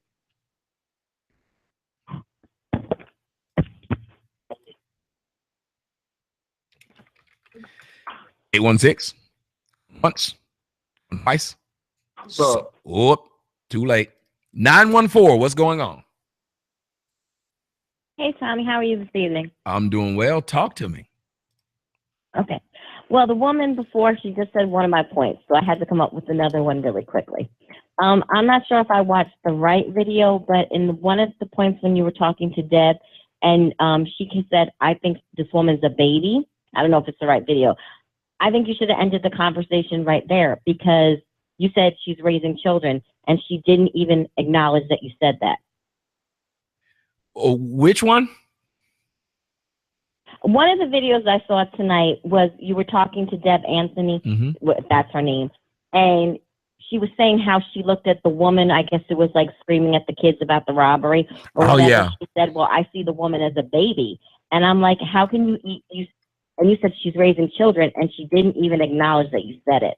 No, and I thought, you can't even talk to this woman. But you can't talk to most of them. Have you noticed how black women are full-grown equal partners in one sentence, and then seconds later they're invalids, helpless, need somebody to do something for them? And I'm like, you're talking about the same person. You're saying that black women are so strong and they don't need nobody, but you want to tell a woman with multiple children that she's still a kid. I mean, I'm going to get off real quick, but just even today, I was watching a Dr. Phil episode that I think I taped, and he was talking to a woman who allowed her child to be killed. And he's like, you have to get over this. You have to breathe. And I was like screaming at the TV. The neighbors were like getting annoyed because they could hear me. I'm like, I want to punch Dr. Phil in the face. It's like women are stupid children. And men just need to keep their penises in their pants or get these new sex dolls because you can't deal with women. And I'm a woman, and I know I'm ridiculous. But at the same time, my children are grown, and they made it to adulthood. But these women today, their children are like just, if it dies, I'll just have another one. I mean, it doesn't make any sense. So anyway, so my point was what the woman said before about sending a woman out to beat somebody up. You can't cherish people if you're just putting them out there to go to jail. But, I mean, it's ridiculous. But anyway, you have a wonderful night, and I'll call you earlier on another show, okay? Thank you so much. I love it when you call. Hey, guys, I just want to point out something that just happened, and it warmed my heart. If you guys don't remember, earlier in the show, people have been telling me about what happened to Adam Jones, who plays for the Baltimore Orioles. Adam Jones was taunted at Fenway Park in Baltimore, where they were throwing peanuts at him and calling him all kind of niggers. Tonight, when Adam Jones went to the plate, the fans at in Fenway Park gave him a standing ovation. Now, that doesn't take away from what was done to this young man. Because in the sport of competition, we know people say dumb shit.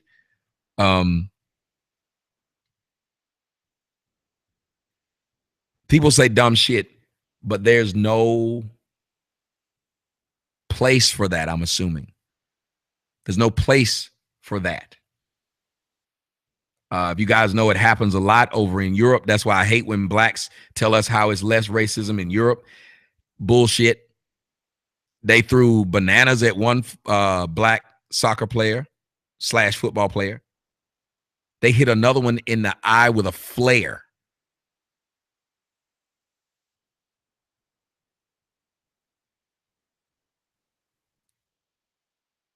So let's call it what it is.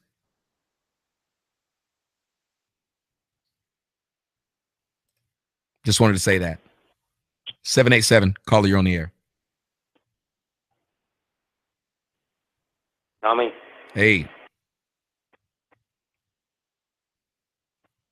Tommy, can you hear me? Yes, sir. Talk to me.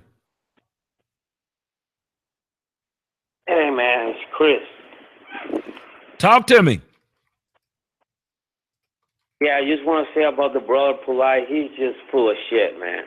I'm tired of these fucking people talking about this nonsense bullshit, and they're thinking they're right about everything. You're right about everything you say, man. There's nothing wrong about saying truth and right. What the fuck is wrong with that? Right. Well, I don't know, man. People just full of shit. I don't understand this man. He's an hypocrite. He's a fake. He's a phony. Well, at the end of the day, the reason why people argue it is because there is money to be made in allowing people to be irresponsible. This is a fact. Yeah. People don't want to admit it. Yeah. But there's money to be made in this. If you can keep people blind, if you can keep them deaf, if you can keep them dumb, you can keep them controlled. If you look at what I'm doing, I don't try to control people. I try to free their minds to let them think for themselves. Stop letting other people think for you. Don't let me think for you. That's why I don't tell them. I'm not the one to think. When even he was shocked that I was saying, here are my shortcomings. Why would you admit this? Why wouldn't I admit this? I don't want people looking at me as like I'm some kind of deity. That ain't me. No. You're just doing what you're doing. You're just doing your job. I'm trying to find my way around this. I'm trying to find my way around this earth. The right word, the right shit. But some people just don't understand that. Fucking no-brainer, retarded. Mm-hmm. Look, I'm just trying to find my way around this earth before I get surrounded by this earth. Yeah. We all will be surrounded by this earth. We all will become a part of this earth. So I don't understand why we want to walk around it acting like we know everything, because we damn don't. Oh, yeah, that's right. Yeah. Every day we know everything new. Yep. We learn something new. And it should be. I heard that from people that are 80 years old, and they still say they're learning something new from life. Well, you know, we're a flawed group of people when we don't even listen to old people anymore.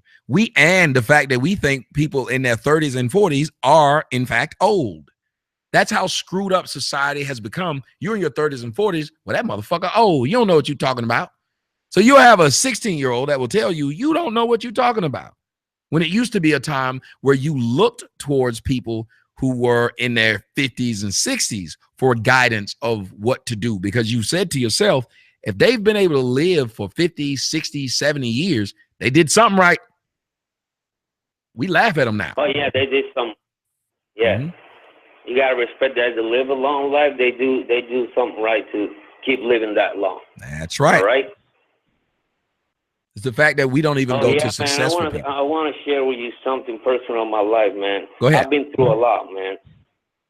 I'm going to be very quick about this. I've been in a dysfunctional family. I'm white, man. And the thing, when I want to go about this, I don't trust anybody. I just trust myself. And I'm bringing this because I've been in a fight with my own brother in the past, like 5 years ago, and I got stabbed by him a couple of times. Then after that, it's been a year and a couple of months, and I lost my mother. She died in my arms, man. It's hard, man. I've been through a lot of bullshit in this life, and people are just full of shit. Yes, they are. And at the end of the day, it's about us. I only care about me. They care about me. And I know I'm doing the right thing. I'm keeping my own lane, and that's it. And finish this up, man. Keep doing what you're doing. You're telling the truth. There's nothing wrong about saying the truth. Man. That's it, man. Well, you have my blessings. Have a good night, man. You have my blessings, and I want to say thank you for the phone call, man. And you're right. I don't care what many of you guys think. Life is short. Many of you think you're going to live forever for some damn reason. Life is short. Many of you won't make it out your damn 20s. Many of you won't make it to your damn 20s.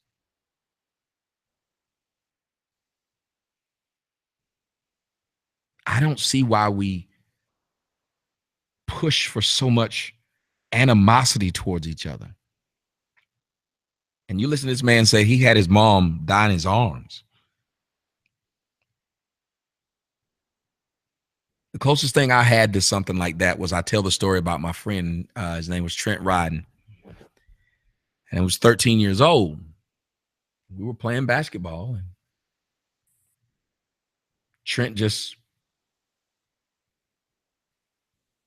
fell face first onto the concrete. He was walking and he just fell face first in the concrete. He just died right in front of us. And you guys got to remember, I grew up in the hood. So it was a shit ton of kids after school. There was not one adult there. There was not one adult to call 911, which back then we didn't have 911. Your punk ass had to know the fucking ambulance number. You had to call all the numbers. There was nobody there. There was not an adult there to help us.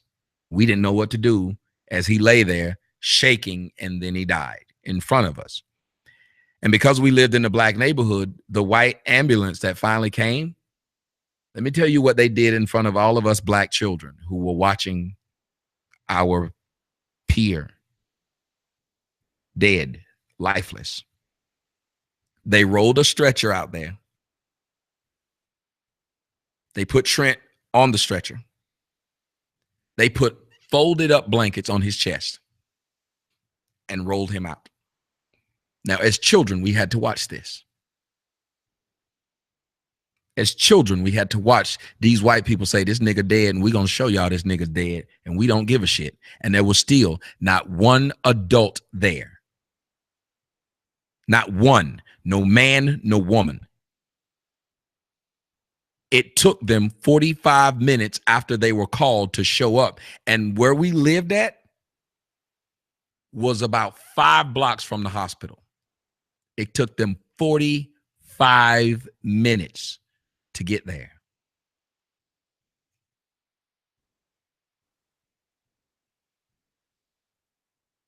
Now, I could blame those white people, but I could also blame the fact that Trent had hypertension.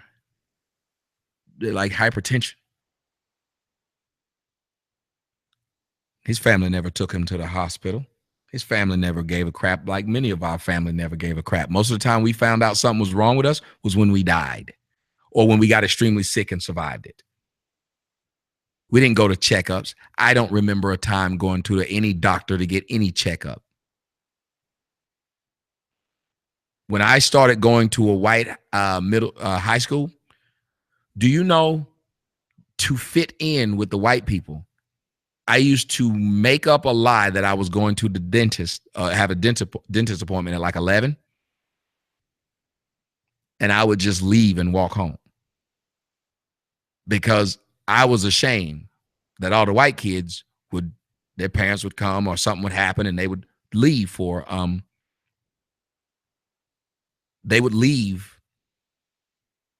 sorry, it's a hard one to tell. They would leave because their parents would pick them up for some kind of medical thing. I never had that happen. I was 24 years old the first time I saw a dentist. 24.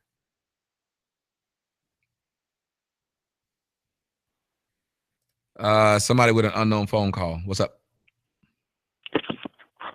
Hey, is this me? Yeah, is this Sam? Yeah, this is Sam from the chat. Go ahead, Sam. Talk to me. Yeah, I just wanted to know why you don't address white supremacy more, because I think it's a huge problem. Mm-hmm. Like if you take, for instance, what happened in Flint, it was a process of white supremacy.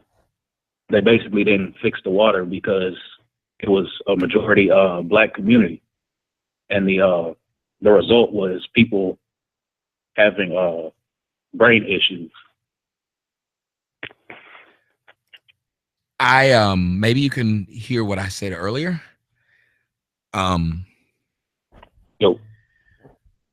Let me try to explain this.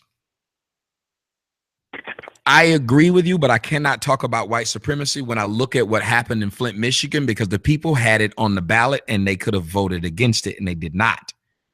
So I got to look at the people for being ignorant of the law and ignorant of their community and ignorant of how their system works. Many black people sit right around and vote for shit or against shit that is helpful or harmful to them.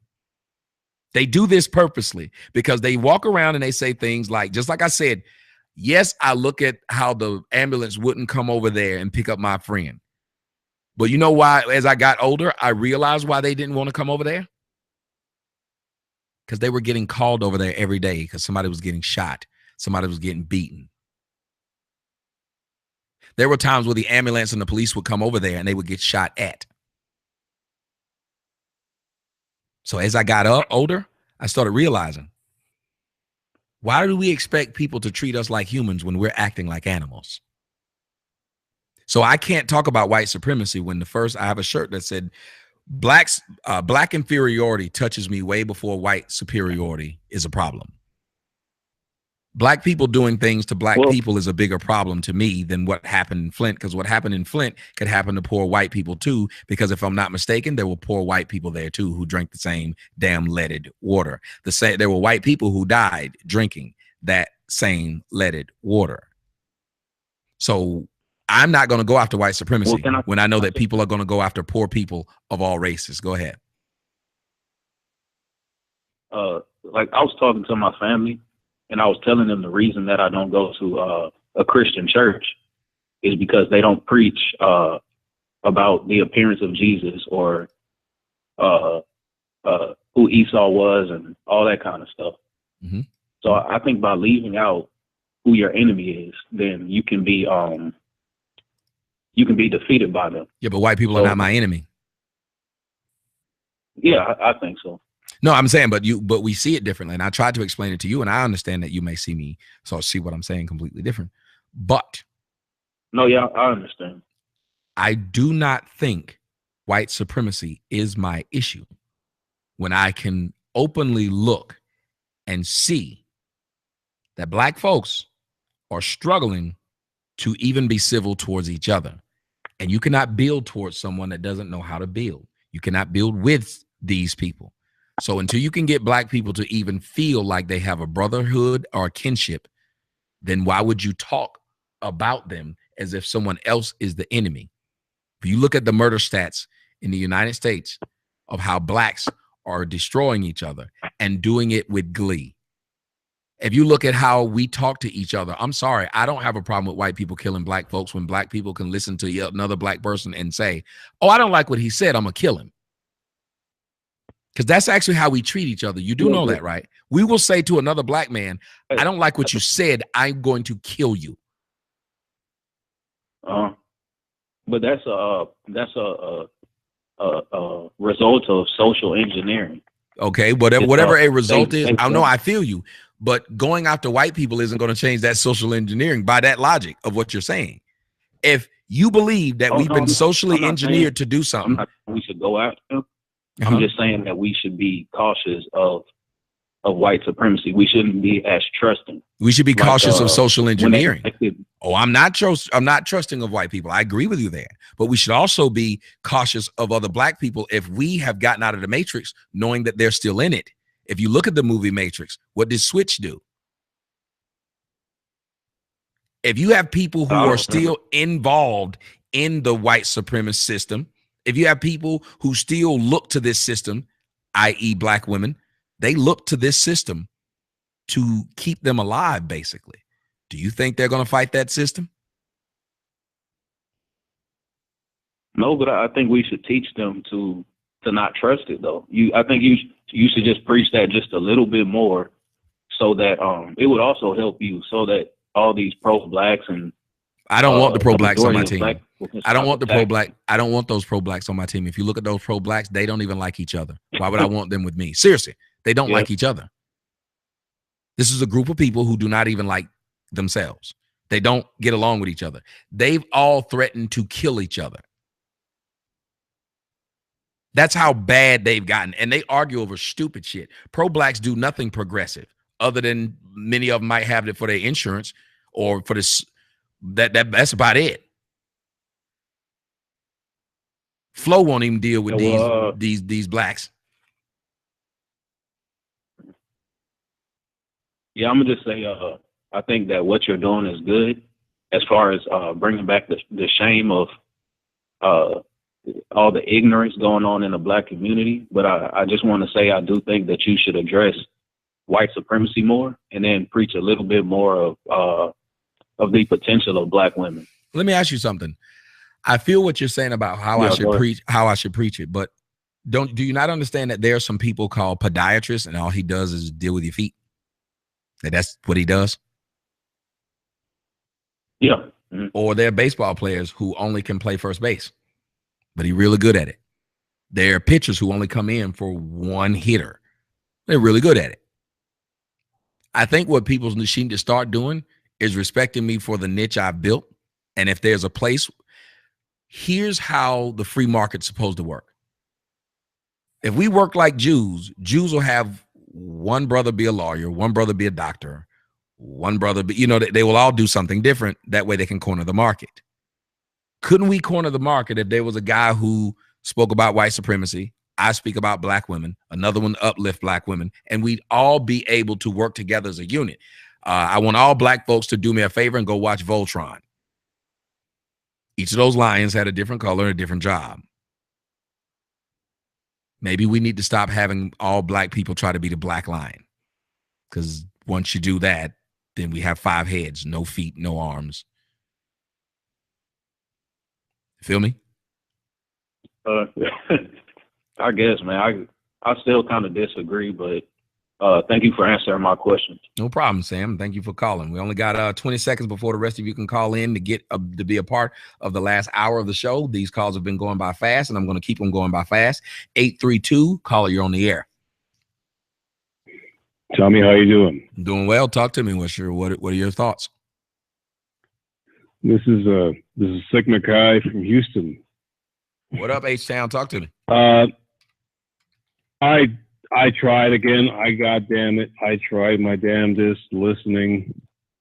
It's the same as if you had young Pharaoh on your air. Really, here's the thing. And I commented on the comments is, you would make the point. You would make your piece. You would tell your piece.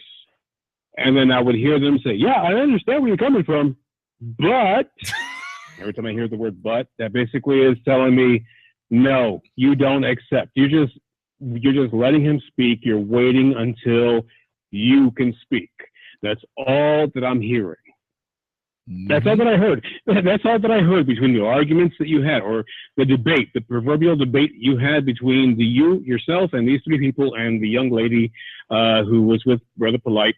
It was just you basically being attacked by them. And then also Brother Polight. I know Brother Polight may be watching this. Brother Polight, my name, I'll go by Sigma Chi. All I got to say is, sir, if all you're doing is looking for an excuse, stop. Please stop. If you are going to get assaulted by anyone of any other gender, regardless, it's natural that you are going to respond in kind. Mm-hmm.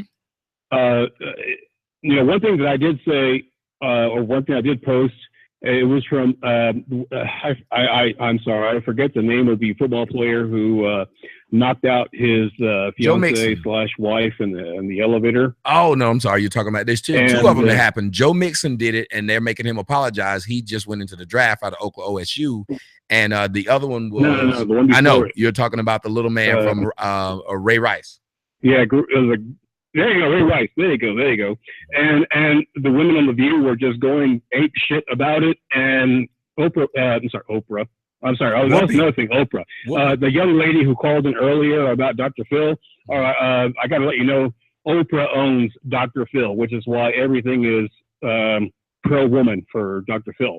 Mm-hmm. But on The View, all of the women were just anti-Ray Rice about hitting, and Whoopi stayed quiet, and Whoopi just lashed out saying, wait a minute. When did why don't we just teach our daughters, don't hit?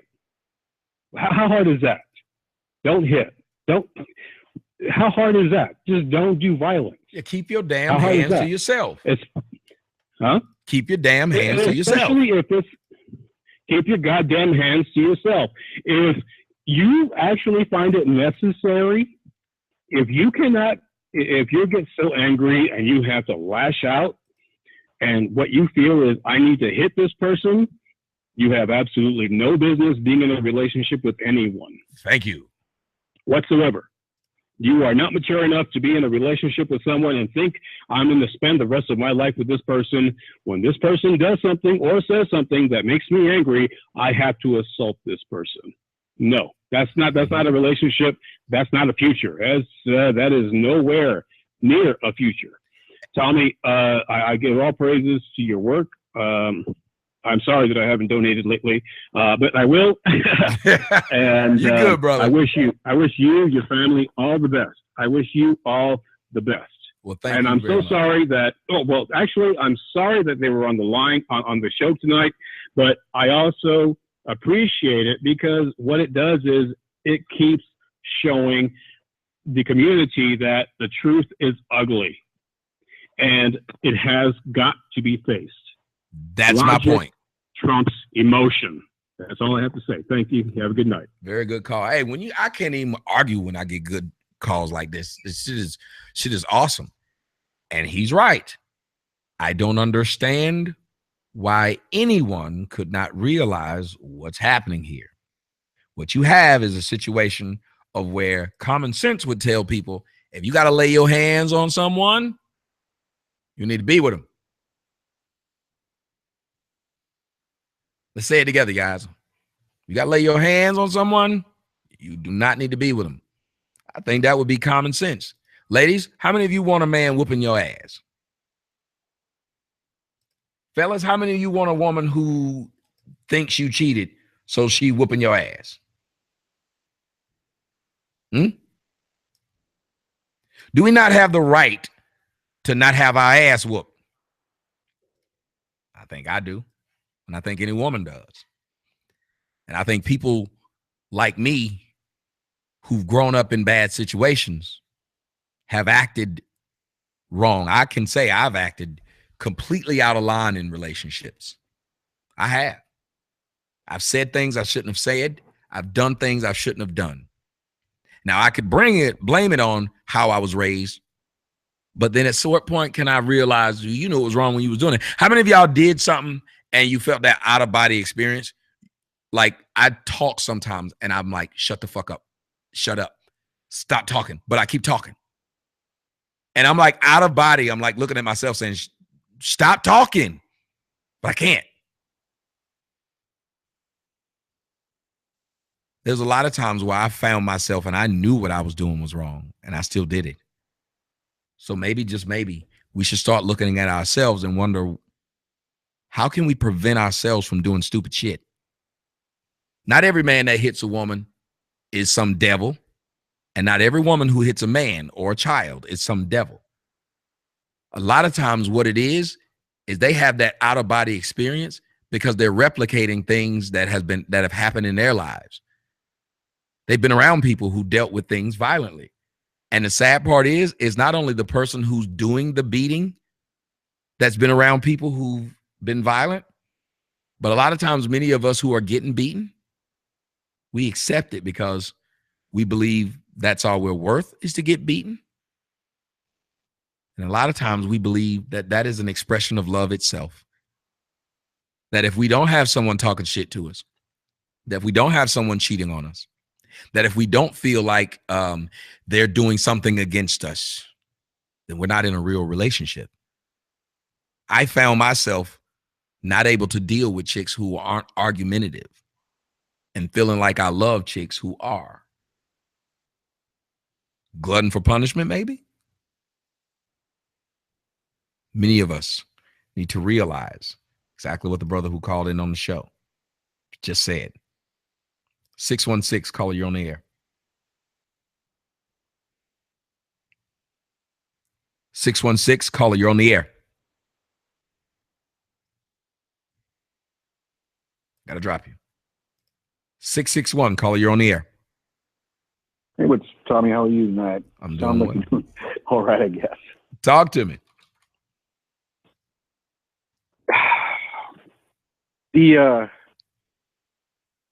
That guy that just called and was talking about white supremacy. Gosh, doesn't he see that's part of the problem? You can't do that. Yep. I'm not saying that because I'm white. That gets us nowhere. Well, and it's a misnomer. The problem isn't white supremacy. I mean, he didn't understand when I was telling him, do you understand what happened in Flint was a bunch of ignorant people who lived there. They were ignorant and then they felt like they didn't need to know. When you are a parent, it is your job to make sure a kid knows more than you do. I know some people who can't count, who made sure their kids were excellent at math by putting them in places to where they wouldn't have to suffer like they did. One of the greatest things we can tell our children is to become a part of the political process. If those people had become a part of the political process in Flint, that would have never happened. Ignorance caused that problem, not white supremacy. Go on, brother. And corruption causes those problems. Yep. I mean, we live in a degraded society. The only reason people are getting mad at you is because you're trying to tell the truth. And the truth hurts. And we have like this funny little divide going on right now. You see it, the violence at these colleges where they shut down free speech. We're being almost trained not to be able to disagree with each other. That's why they're blocking your channel. Nobody can have a conversation. And free speech is like at risk right now. I've never seen anything like this. And you're like right in ground zero of this attack on free speech. And I hate to be the left-right guy, but this leftist, there's no logic, there's no reasoning, there's no talking. If you say stuff they disagree with, they will either just shut their mind off and come back at you with something that's irrational, or they just shut you up. I think we have a problem, though. Violence. Even though I voted for Trump and all that, I've witnessed from the right the same thing happen. The right will shut you down if you don't agree. Remember on the George Bush, if you aren't for us, you're against us. You couldn't even question the tactics of what they were doing without being called unpatriotic. I get that. I see that too. Fortunately, there's this. I'm not saying Trump is not great. It's a mess too. But there's a group of people that came together that really weren't kind of on the left, or they were kind of sick of the right, and they voted in Donald Trump for something different. And then on the way on the right, you still have those George Bush types. And then on the left, it seems like their George Bush types, that you can't disagree thing, is growing. It seems like that dynamic is dying on the right. You know, these people that tell you have to shut up and disagree no matter what, they're becoming a dying breed. They're going away on that side, but it's growing on the left. The left, it's just no logic, no thinking. The left is becoming intolerant because we gave them the mantle of the benevolent ones. Once you tell someone they're infallible, they become fallible. It doesn't matter who it is. Remember, the right was always ridiculed for their hardline stances. The left was given praise because they're inclusive. Well, what happened? The left became exclusive. They're authoritarian. Yep. Well, I mean, people are getting their channels demonetized, and the whole system works against people that question the grand narrative. And unfortunately, the grand narrative for Black people right now is they're oppressed. Yep. And it's everybody else's fault. Self-reflection hurts no matter what, but that crutch, it's killing people. And everybody's got that crutch right now. You're gay, whatever, women, Black people, minorities, immigrants, everybody's being told that they're being oppressed. And it's a crutch. And instead of thinking about fixing themselves, fixing their people, nobody will smack their own. Everybody wants to point outward. You're just in the middle of that. That's what's pissing me off about society. And you're 100% correct. The victim mentality. Everybody wants to. It's a race for last place. It's like No, you know what it is? It's laziness. We need to start the oppression Olympics. Like, we need to really have the oppression Olympics and see who'd win the most medals. Too easy. Yeah, but people be saying, I can't get there because people oppressing me. No, I think it plays into people's laziness. It's the easiest thing in the world to do is to sit right where you're at and complain, and woe is me, I'm oppressed. Then take a hard truth. I mean, it's hard. Look, have you ever been in one of those flotation deprivation chambers? Yes. You spend time in those things, and it's like therapy, and it's very difficult.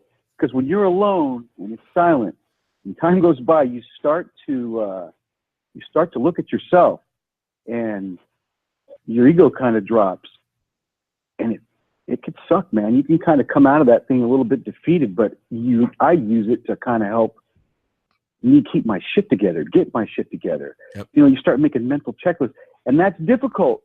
Well, imagine trying to talk to people who are relying on this oppression as a crutch. You're trying to pull that crutch out from underneath them, and they're giving you hell. And they're doing what they're being taught to do, shutting you down, threatening you with violence, not listening to you. Everybody talks about the earlier conversations. All they were doing was letting you talk. And the thing is they've got a belief system. They filtered everything you said, and then they just put back at you. people don't have the ability to think, to think, respond, and then take information in. Everybody kind of buries themselves in their little milieu, their little place. Well, you have to understand this, though. My daughter is a perfect example of most people in the world. Let me explain. When I took her to go shoot guns, the sound fucked her up so much that she cried and she wanted out. I don't want to be in here. This motherfucker's loud. It's out of control. Well, the young lady I had with me who was there was like, I'll walk her out. And I said, no, she's not leaving. She has to understand that this is the sound that these weapons make, but it's not putting her in danger. Do you know that by the time I left, she didn't want to leave? She was fearful of the sound and not knowing what would happen. The majority of people who they put on the system are fearful of life not being on the system. So they will cry, they will throw a tantrum, they will fight not to see what it's like on the other side. They will fight not to feel true independence, because it's ironic that so many black people say they're independent, yet the majority of them beg for the crumbs that they get. That's not independence, but they fear true independence, and liberals make sure like they don't want it. It's the illusion of freedom, but you're institutionalized almost like somebody in prison.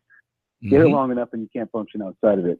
But the thing is this has been going on for so long, this systemic degeneration. Culturally, we're just a mess. And unfortunately, they started this shit on black people first. But everybody else is coming behind. Yep. It won't be too long before the average white girl's got 5 kids from 5 different dudes. I mean, it's already starting, bro. It's already starting. It's not a race thing. It has nothing to do with it. And it's not, the thing is that what pains me to that one guy that talked about the white supremacy. Look, man, what that does is that breeds ignorant hatred towards people that don't have nothing to do with the shit that's going on. That kind of language, that kind of talk, that kind of approach, all it does is make the average black guy hate me for being white. It's just another, it's just enforcing another type of racism. It's not, doesn't solve anything. There is an elite. They've been in power for thousands of years, and they all happen to be white, but they're fucking up all the other white people too. Well, you have to understand, if you can keep people's mind off of the true issue, you win. The true issue is the people in power. The people, the 99% of the money goes to the 1% of the people. That's the true fight. But they also know they don't want you storming the castle, because even though 1% owns the money, remember the 99% owns the dominance. There are more of them. So what you got to do is to break them up. How do you break them up? Provide them. You make them say, my religion's more important than yours. My sex is more important than yours. My sex life is more important than yours. All of these different things. And race is one of the easiest things to divide people on, because people have a tribalist mentality. But what the elites do is they don't have a tribe. I say this to you again. The elites have no tribe. So why are they selling you on tribalism? Exactly for the reasons you just talked about. It's I just think when people start talking about this crap, I hear all this pro-black this, that is just, all of it is just, you're keeping the conversation at such a low level that you're going to stay right where you're at. Yep. Nothing's going to get done. And you are a problem because, like I said, there's this thing that's kind of growing. I'm not saying Donald Trump is great, but the concept, the citizen president, the anti-establishment, people that kind of see, okay, the banking system's bad, we have problems, and we're not buying into these people that are going to, if you came from the system this last election, you had no shot. Well, people on the left, unfortunately, most are black, they're pro-system.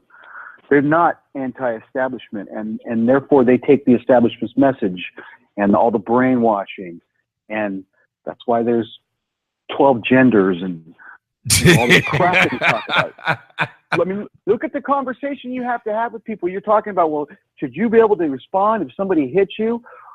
We should be talking about is how the hell do we raise good humans? Yep. How do we keep our marriages together? You know. Now you do know whenever I have that discussion, they shut it down though. And I want to thank you for the phone call. I want to try to get to some more people, but I want to thank you. There's an awesome phone call. You got to call in again. You do know when I have that conversation with people, they shut it down. When I have that conversation, every time I say, let's teach people to keep their hands to themselves. Well, that's not practical. Who the fuck says that? It's not practical to tell people not to hit each other. When you have people promoting that doctrine, you got to think something's wrong. That adults would say, we can't ask people not to hit each other. That's stupid. By that logic, well, shit, we can't ask people not to kill each other then. By that logic, you can't ask people not to rob. Last I checked, in order to keep a society clean, you can ask people to, hey, let's clean up our yards. Yeah, there may be one or two people in the neighborhood who doesn't clean up their yard, but if you have a preponderance of people doing it, you have a cleaner neighborhood. Am I lying? So if you have a preponderance of people not putting their hands on each other, then the people who actually do it will get ridiculed more by all people, regardless of their gender. If it was thought and known that you don't do this.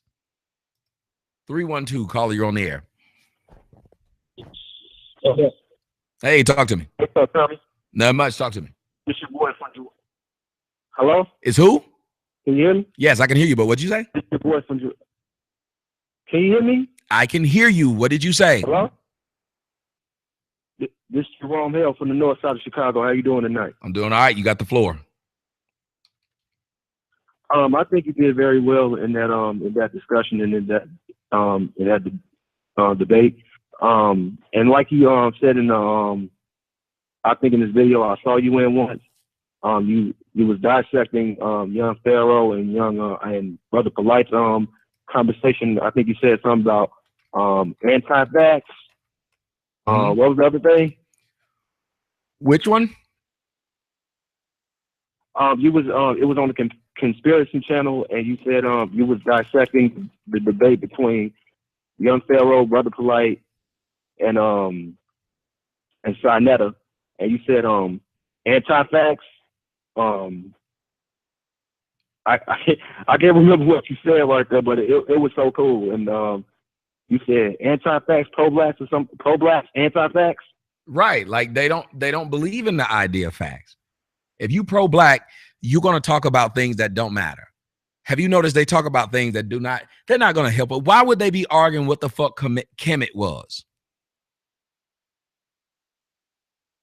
Yes, they're arguing what Kemet was. You can make an argument about. Right, you don't hear white people. If you say white people came from caves, you don't hear them arguing about the type of caveness while they're being oppressed somewhere. If you're being oppressed, what you need to probably talk about is the oppression. If you are being killed, what you need to do is protect yourself. If you believe that white supremacy is so bad, but white people give out passports like they fucking Skittles, give your child a passport. Get your child the fuck out. Yep. I mean, like, if anything, if they're so pro-black, how come they're not talking about the violence in my city? That's an awesome question. If they're so pro-black, why can't they talk about this black utopia that's somewhere out there? If black people were so good. See, people don't understand. When you make fun of the Cleveland Browns, it's because you got fucking years of losing to make fun of them. The Clippers got made fun of until they finally started damn winning, and they still haven't won a championship. Black people are the Clippers of racists. No matter who put us on the bottom, we have to recognize we are on the bottom. And you will never get to the top not acknowledging that you're on the bottom. Yes, sir. And then after that, the biggest thing is they're so you can just see through their eyes that they're the bigger hypocrites. I mean, like just like what's the what's it called? Black Lives Matter. Black Lives Matter to me is like the biggest like hypocrite thing that you can ever. I mean that anybody to me has ever created, in my humble opinion. Because like, how can you talk about white people are killing us, and then after that, there's so many people out here in this country that's getting killed by our own people, and you don't address it. You can't believe that Black Lives Matter when black people who don't agree with Black Lives Matter are subjected to be killed. You don't agree with me, I'm going to kill you. They might as well be their own KKK. Shit. Listen, Black Lives Matter might as well be their own little gang. It's just a gang. They're trying to bully they're trying to bully black folks into not saying anything against them, and they're trying to make white people give them something. A 14-year-old got killed today. Bullshit you now. I don't see no Black Lives Matter now. Nobody had anything to say when they were talking about bullying. When I brought up to Deb Antney, I said, you do understand that one girl died, killed herself, and then her boyfriend killed himself after she killed herself because all niggas did was fuck with him on Twitter and Instagram and Facebook. And then you got to ask yourself, where the hell was his parents? Where the hell were her parents? Why do they have this kind of access to social media? Remember, I said the same thing about 12-year-old girls. Where would 12-year-old girls get Yaki and weed from? Somebody bought it for them. Where would a 12-year-old get a cell phone from? Somebody gave it to them. Once that person has access to all of this stuff and you don't pay it any attention to what they're dealing with, when you know what most people deal with online, you allow your child to go through this. Now, I understand what you're thinking. Well, my kid needs to be like the other kids and needs to be able to have a phone just like the other kids. Well, what you need to be able to do is teach your kid to be able to handle what goes along with a phone then, like the other kids, because the other kids didn't kill themselves like yours did. Just like you, like the question that Miss Deb asked. I mean, like, I feel like it was a dumb question. I mean, like, to me, because she said, "Do you feel like you're internet bullying?" No, you're talking about the negativity that's going on in the black community everywhere. Like, for example, I think you did the story about those two teachers that bullied a 11-year-old girl. Nobody put their fucking information out there. Nothing is being done. Nothing. And that's the crazy, insane part about this crap. And they're not talking about it. I don't know if you remember one of the shows where somebody told me that white people are putting out the stats of how people in Chicago are killing. I said, I've talked to people from Chicago and they talk about how violent it is. Why would you now blame that on white supremacy? He literally was trying to make it seem like Chicago doesn't have as many murders as they say. Well, why are the people who actually live there saying, yes, these stats are true? I don't get this. Yeah. I don't know. Maybe it's just I don't know. Maybe it's just these sense talking. And by the way, I've been blocked from the chat room as well, man. But I'm not really gonna make a big fuss about it. I just wanted to give my brother a call, and I did click that like button as I always do. I'm always subscribing, and do me a favor, don't let these pro-blacks, don't let these BT1000s, don't let these anything else, man, to get in your way, man. I love your show. I love your platform, and whatever you're doing, one day I'm gonna make a big ass donation one day to that show, and I love you, man. You have a good night, brother. I love you too, Mr. Hill. Thank you so much, and make sure you email me. I will unblock you. Like I said, I had to take a lot of moderators off. I don't know what the fuck is going on. I've been hacked. I've been infiltrated by the Truth Whole Nation. You know what I mean?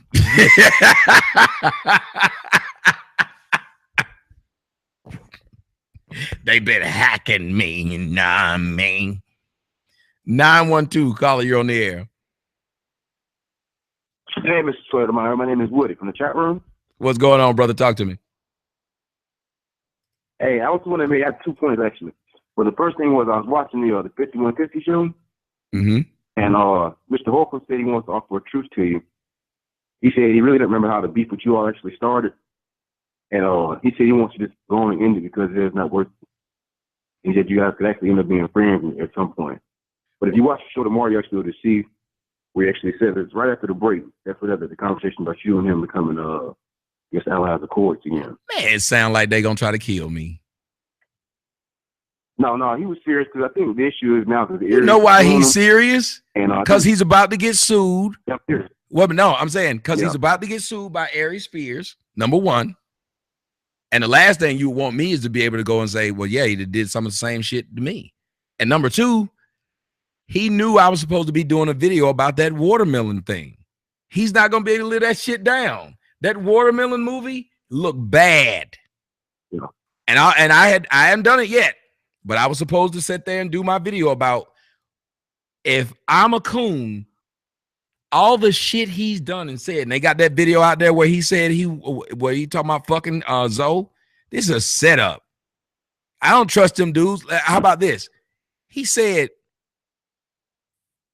I don't know how the beef started, but he does know how the beef started. I never said anything to him. I never did anything to him. He was taking up for Zoe. He's admitted this himself. For him to turn around and say, I have no idea how the beef started. And then, somebody just put in there, Tariq Nasheed interviewed Richard Spencer. Richard Spencer is supposed to be a white supremacist.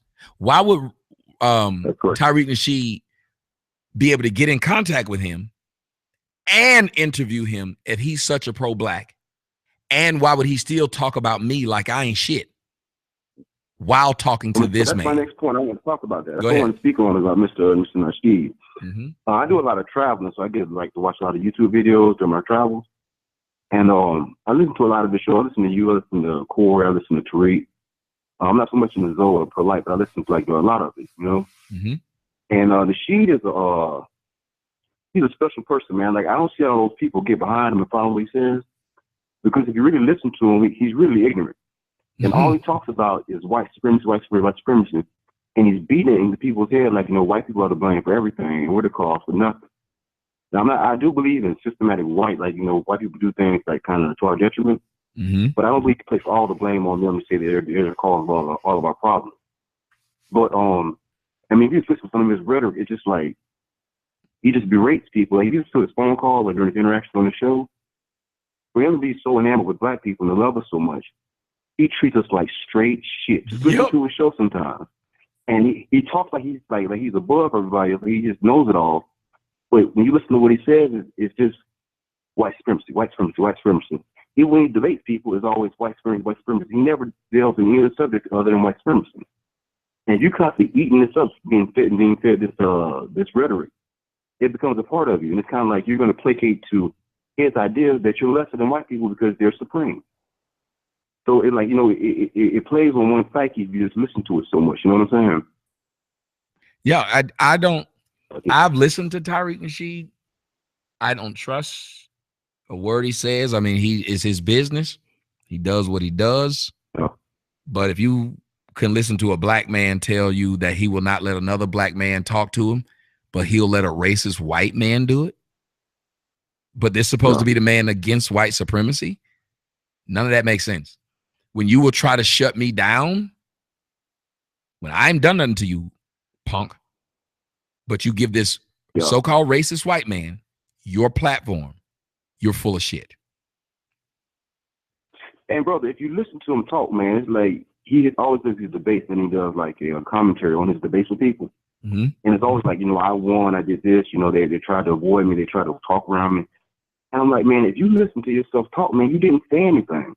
You cut people off, you smile, you chuckle, you smack your lips, you roll your eyes, you throw your hands in the air, and you have the supporters who follow you to the end. And it's like, are y'all that crazy to understand this man is not trying to do anything but make $1 off y'all? And then people still won't recognize the niggas trying to be me. They used to tell me I was just an internet troll. I just do shit on the internet. Now all of a sudden he's literally trying to do me. Why? Nobody's going to say that. But of course, because people dislike me, nothing I do is ever good enough. I'm an internet troll, but now that he's doing it, that's his show. How's it all of a sudden a show now? Yes, sir, but it's all satire. But like with him, it's like he said he was going to Haiti to give out these water filters, right? Mm-hmm. And then you look on his Instagram, and he shows the people that he gave the water filters to, and these Haitians, the guys that he was giving them to, look like they live like in Savannah, Georgia, or like in like Charleston, like not wealthy but middle class black kids. These weren't poor people. And I'm like, who in the hell did you give these damn water filters to? Like, you ever see down in the trenches, like you just so black, but you don't go to where black people come from. Like, you go to the outskirts. It says you've been downtown. Does that make sense? Look, do y'all remember when I went to Ferguson? Tyreek was not where I was. Yeah. Tyreek, I told y'all that he wasn't there.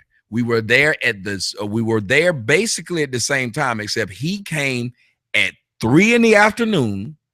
That motherfucker went to that quick trip.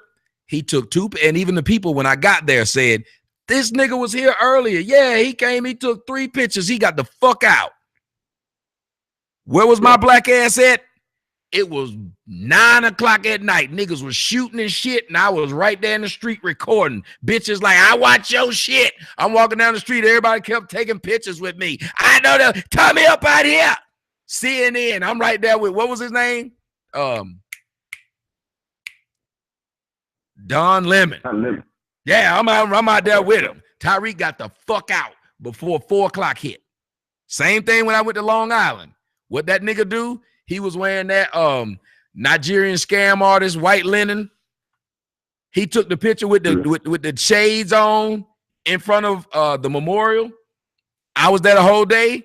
Where was he at? He had ducked the fuck out. But I'm the coon. No, and that coon word is used too loosely, man. People don't even know what a coon really is. Anybody that don't agree with what, I guess, the quote-unquote the pro-black you're talking about, you get labeled a coon. If you say anything disparaging against black folks, you a coon. That's not the true definition of what a coon is. And it's like, unless you're really from southern, like, Mississippi, Alabama, Georgia, somewhere, we know what a coon is. But all this rhetoric talking about, you just a coon, he a coon, this a coon, this a coon. Even Boys Watkins has got into it. You know what I'm saying? And I'm like, y'all need to go on this good. Now you have the other people saying, and they don't know the true definition of what a coon really is. You see what I'm saying? So it's like, how could somebody be a coon for saying what's right? You know what I'm saying? Or just because you disagree with it, now they become the anti-black person. You know what I'm saying? Yep. So, I could be a little long-winded. I ain't trying to eat up all your time. Now, you all right. Thank you so much for the phone call. I'm going to see if I can bring in some more people in. But you're right, man. It's and as far as Corey, if people are really serious about squashing beef, I'm down to squash it. As far as meeting them people somewhere and doing something with them, though, at this point, no, because I think these people, if they were willing to try and destroy everything I built, if they ever get an opportunity to do something to me, they're going to do it. So if they want to squash and just leave each other alone, I'm cool with that because I never wanted to mess with them in the first place. 847, caller, you on the air. Hey, what's going on, Tommy? Wow. What's happening? Not much. Talk to me. Hold on, let me take you out speaker, bro. Hold on. You sound clear, though. Second. Hi. You sound clear. Can you hear me? Yes, sir. Go ahead. Yeah, I want to take you off speaker, man. This is Anthony J. It's been a while. Yeah, go ahead. Yeah, I want to come on first off and say, man, you've been killing it. I've been watching you lately with the debates you've been having. Especially with I don't even want to go with Tyreek. That shit was stupid. I actually made a video about that. I thought that was some stupid shit. But with the pro-blacks you've been talking to lately, and you've been talking about that, the situation with, hitting each other, the deal with women and all that. I got to say, Tommy, that shit is awesome what you've been speaking. I think a lot of people, especially in the hood, and also, I don't know if you remember me. I'm from Chicago. We had our beefs. I do. And I want to say I do remember you. And I always wonder, like, how I become the guy that people go at. They all switch off and then they come back. And it's like, because I don't do anything to them. I don't chase them down. I don't try to stop what y'all have going. And I feel, go ahead. I'm listening. No, I was just saying I don't do anything to y'all, but y'all will go away. Y'all will hate me. Y'all will form a little group, and then y'all will come back.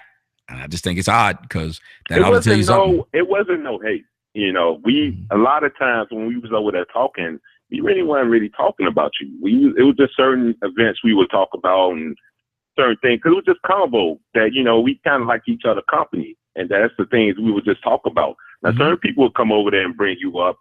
And certain things would be talked about, but with you it was shortly. It wasn't like because we was past that, we weren't looking at that with your situation because you was moving up, you was doing you.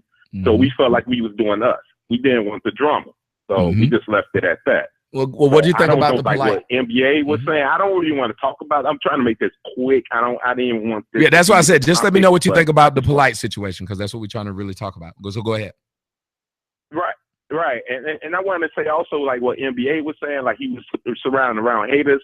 I don't know if he was really directly saying that with me because I was on his panel, but I didn't say that, and certain things probably was said, but it was left at that.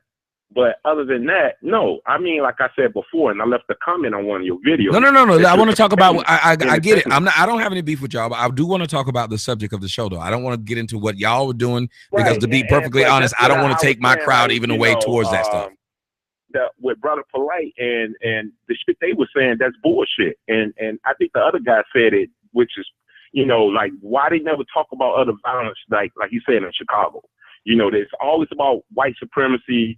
Or other sudden with female women are God, but at the same time, if you look here in Chicago, especially in the city, really, who's mostly in there? It's black women, and mostly who basically owns. Who's living and it's on the government or depend on government. Black women. Who's surviving? So who's are raising these kids? Well, who's surviving? Here's the thing. If we look at the violence in the black community, the black males are dying. The black females are somehow missing this type of violence. Yes, there are some black women who get caught up in the violence, but the majority of those people being shot down in the streets are black males. Why are the black males killing each other, and why are the black females not seemingly upset with it? Black females should be the main ones upset, because remember, if they keep saying we don't have good men out here, we're losing our black men, they should be the main ones out boycotting and what would you call it, rioting and whatever it is to get these black men out of these streets, but they're not. Yeah, but at the same time, they use that energy that to sit back and try to boycott you and other voices that's on YouTube that's showing like, hey, what you guys is doing is not working, and it hasn't been working since the '60s, and it's just like so. Yeah. And then you have other males that sitting back, allowing them to do that, instead of not calling out their fuckery, which they are the problem, and the statistics is showing that they are the problem. Well, the statistics are showing that they are a problem. I had to get back on the bandwagon. I like how you've been coming back at them. They've been illogical with you. You've been coming with logical and facts, and I was very impressed. So. Well, thank you very much, brother, and welcome back. And let me see if I can bring in a couple more phone calls before I get up out of here. We got maybe 15 minutes. Let me go to 253. If I don't get to you guys, I'm very sorry. 253, what's up? Are you playing going back? Who's that laughing like that? What's happening? 253, I hear you laughing. 253, I see you going. Oh, shit. Hey, Tony, what's up? Hey, what's up? Talk to me. Hey. Nothing much, man. How you doing? Doing all right. Talk to me. Oh, man. I didn't see the show, but I don't know, man. I can't stand Polight. Well, you can tell me how do you feel that way before I go to the next phone call. Why do you feel that way? Because when you bring up a point, he'll try to dodge it. But, like you said, truth is everything, but nobody want to hear the truth. It is what it is a lot of times. And if you think about it, most people dodge the truth. And I want to thank you for the phone call. I know I only have a few minutes left. I'm going to try to see if I can get a couple more people in on this. But yes, I think people dodge me and ridicule me because that means they never have to answer the question before. I'll read the donations, guys, that have come in after. I don't know you guys' URL. If you don't give me your URL, I can't unblock you. I think my man Reggie is on the line. What up, Reg? Hey, man, what's going on, bro? I listened to that debate, bro. That dude, Polight, backpedals faster than Deion Sanders, bro. No matter what point you on a 9 route. Bro, this dude here, his DB cover skills is unsurpassable. No matter what the truth is, somehow he just try to flip it and be like, like he said, he do it like women. He don't even acknowledge that you have a point. He just say, hey, it ain't their fault. No matter what they do, That's basically what his argument comes down to. No matter what women do, it's not their fault. No matter how culpable they are, it's not their fault. Somehow it's a woman's fault when a man not even around. And I just find that ridiculous. I'm listening to it, I'm assuming that his financial supporters must be mostly women, because he definitely ain't holding them accountable for anything. Right. And also another man who's stalking me told people today, behind every nigga who doing some fuck shit, I mean, he always say, behind every woman who is doing some fuck shit, it's a nigga doing it. It's a fuck nigga that's causing them to do it. And I was like, did you really just absolve women from anything? He said, if you do find a woman doing some fuck shit, there's a man that's telling them to do it. Why do you think so many black men subscribe to this bullshit thought? Because they know black women gullible as hell. So if they take up for them, they think they're either going to get some pussy or they're going to get some money. Because it's sad how they thirst to hear shit that they want to hear. Any man blaming another man for something that a woman chose to do, you need your ass whipped. Yep. Let's just call it what it is. A man got to be responsible for his fuck ups. She need to be responsible for hers. We're not blaming men for a woman's choice. You can't make her pick no man. She pick her own man. If she choose to follow a bum, then she need to be responsible for picking the bum. Amen. What you gonna hold a bum responsible for? I never understood that. If the dude a loser, what holding him accountable is going to do? You pick your own leader. That's how that goes. As a woman, you pick your own leader. I can bring you to the well. I can't make you drink. And when you don't want to take accountability for yourself, and you got, like I said, I'm assuming that women are his biggest financial backers, because it's like he's scared to say something about women. No matter what the point is. No, you was spot on. Like, it was ridiculous. Like, you was Peyton Manning. You was calling audibles. You was Omaha in his ass. You was tearing him up. You threw for like 750 yards. 750 yards on 15 passing attempts. 15 for 15. And it was like, no matter what it was, he just was like, nah, we can't blame them. I was talking about the whole thing. Why everybody keep changing the definition of a hoe or whore? It was like, nah, they're not hoes if they do this and that. That fool said a man ain't a hoe as long as he can take care of his kids. I said, I'm not going to put that bullshit out there. I don't give a damn if you can take care of your kids. You got kids all the fucking round. Use a hoe. Oh, use a hoe. That ain't crazy as hell. And I'm like, bro, you gotta, I don't know. I give you this. You deserve a medal for your patience, because really talking to him is like trying to talk to a female. Yep. He when you get his ass, he start giggling and shit. And he got to jump up out the seat and run around. And I'm like, dog, you ain't saying nothing. You just saying a bunch of bullshit. He was like, yeah, because, you know, like you say, he wouldn't even check his followers for being disrespectful. Yep. It's just funny. Everything is a laugh to him. That's how you do it. Them Giggle Me Negroes, man. That's what they are. They're going to be set new Hasbro toys, Giggle Me Negroes. It's like, if you look at the way they act and the way they talk, I want to say Brother Polight knows better, but he also understands this is how I pay my bills. So, and that's what it comes down to. You're right. Who you scared of shows who pay your bills. Him with that dude, Derek Jackson, Angel Marrez, all them dudes. Yeah, you still got that. You still got that jackass Minister Crap still trying to sneak diss me, knowing that don't nobody watch his bullshit. He's still trying to beat me. This nigga begging his followers, begging for money, dog.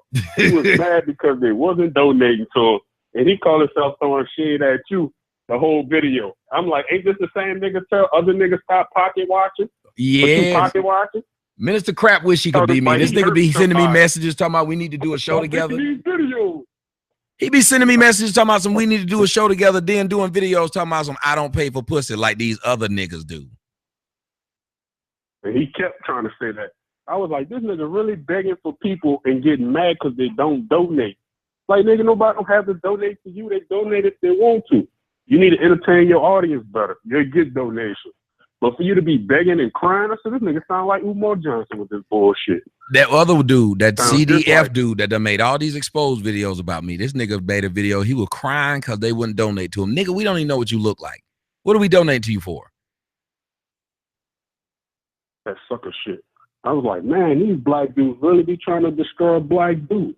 They don't go after, like you said, they don't go after their main thing, white supremacy. They don't go after these female channels that basically, there's so many of them that just hate black men. They don't want a good man, they want a white man. They don't care. I seen they made a group talking about black women going their own way.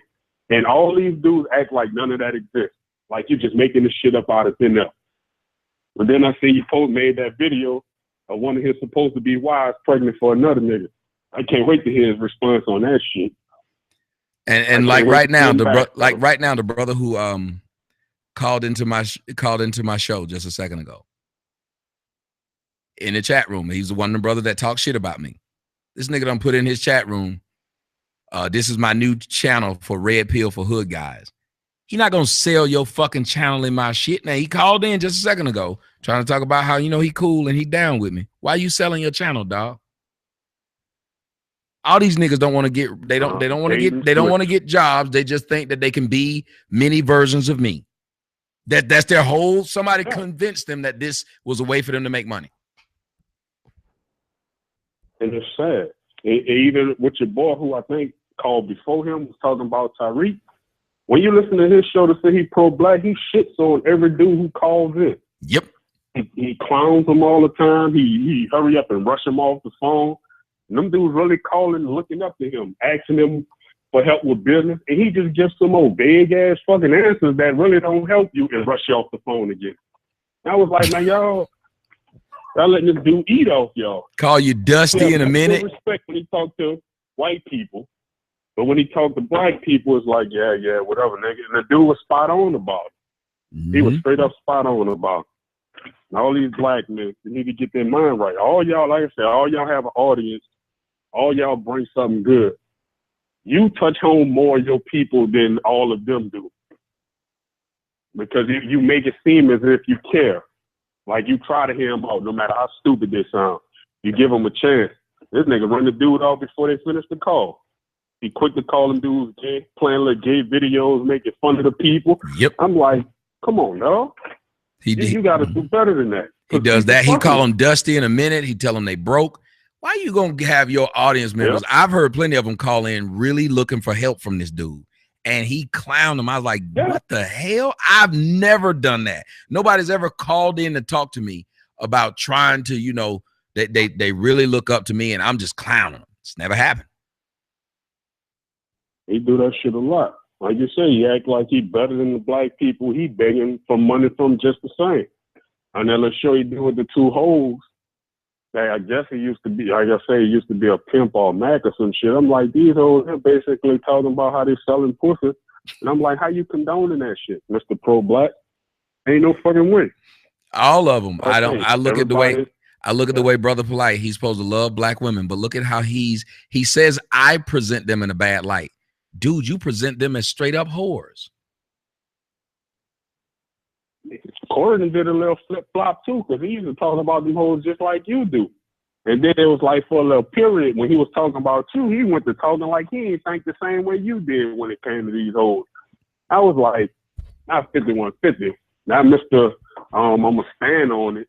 Like, nah, dog, you can't be going out like no hoe like that. And all these dudes be flip flopping. Whenever they get it's like WWE. Yep. They come out, they're here. Every chance, the first chance they get to turn face, they gonna turn on another dude who got the same message as them, or they have their back, and now y'all beefing. Because think about it, even though he was beefing with me, I had his back with that just hilarious, because my thing is right and wrong is wrong. I don't have to like somebody. He was right. And we all need to stand up against a bitch who can go around and be naked with her damn kid. But if one of us do it, there'd be a problem. I'm going to stand up for men. I don't care if that man is a man I hate, because as men, if it is a place where we're being railroaded, we better stand together and show some type of solidarity there, because women will do it when it's something that can benefit them. Fucking right. We have no organization. Them women hate each other. but they know how to stand together to fuck over men. About that feminist shit. You remember what happened with Ray Rice? All them white feminists, black women. When the thing happened with Joe Mixon, and he was 100% right. If anything, should have hit that bitch even harder. Right. Put her hands on it. It wasn't, you already disrespected him with words, then you hit him. And the way ESPN be shaping the shit like he is the 100% bad guy. Oh, they gonna hate it when I make my video about it. I can't ride with that. That's why I never be able to run for public office, because they're gonna. That bitch face. I never be able to run for public office because dudes will never stand together, and women gonna be able to say, well, he's a woman abuser and he advocates abusing women. When I advocate people keeping their motherfucking hands to themselves, number one. But if you hit a man, he can do what the fuck he want to you. You shouldn't have hit him. I believe that. I'm gonna continue to say it. And I think that's the difference between me and them. I don't have political aspirations. I don't have aspirations of being on network television. I don't have any of those aspirations. My aspirations is to get society to value men, because I am a man. And why would I not want society to not only value me as a human being, but as a father and as a mate? These dudes just so lost. They just think, oh, I could get black women on my side if I do this. Like, nah. Patrice O'Neal, you, like I say, even Corey, y'all right about our women in general. It ain't just ours. All them bitches that get you because the system will let them. Solely based on their feelings, they can get you. And all these dudes just keep trying to beef with you. And I'm like, dog, Tommy extend his hand to all these dudes, and all of them try to fucking bite him like a snake every fucking time. Mm-hmm. Every chance they get, they try to bite you. Like, well, look, I'm going to do this. I'm going to take care of y'all. I'm going to do this for y'all. Everything all good. As soon as you leave, then they hating on you. It don't even be a good 24 hours. that shit be blowing it, dog. Look, it's sad for me because I know I have those dudes back and they don't have mine. That's what I don't understand. I have their back and they're trying to stab me in mine. Every one of them. I don't do anything to them dudes to make them do what they do. They just do it. And then when something happens, everybody think they can come run to me. That's what pisses me off. Them girls who was over there in them groups with them dudes was taking down my channels, be the main ones emailing me talking about some, yo, I would like to do so. So I'm like, wait a minute. I saw you over there talking shit about me. What happens? Because they know I'm not a dick like the people that they hang with. They know I'm not insane like the people they hang with. So they go over, do dumb shit, and come right back over here. I'm begging and shit. And they deserve to be begging and just sitting there. Can't even help motherfucker. You help them, they try to stab you in the back. You help them, they stab you in the back. You help them, they stab you in the back. You try to help them again, they stab you in the back again. And then they try to frame you as the bad guy. And it's just like clockwork. I was like, do everybody see you and be like, if I go against him, I could build me a big old fan base. Yep. That has to be their thought process. Yes. It's like, if I go against him, I could build me a fan base. But once they start talking about you, those people, leave them alone. And then they right back begging. Yeah, like when they said that Corey reached out, Corey got my number. Why would he reach out on the show and saying I want to squash the beef? He could reach out to me and then he could have said it on the show. If he really wanted to squash a beef, you don't have to publicly say this thing. You can publicly say it, but you should also reach out. He knows my information. They all know my information.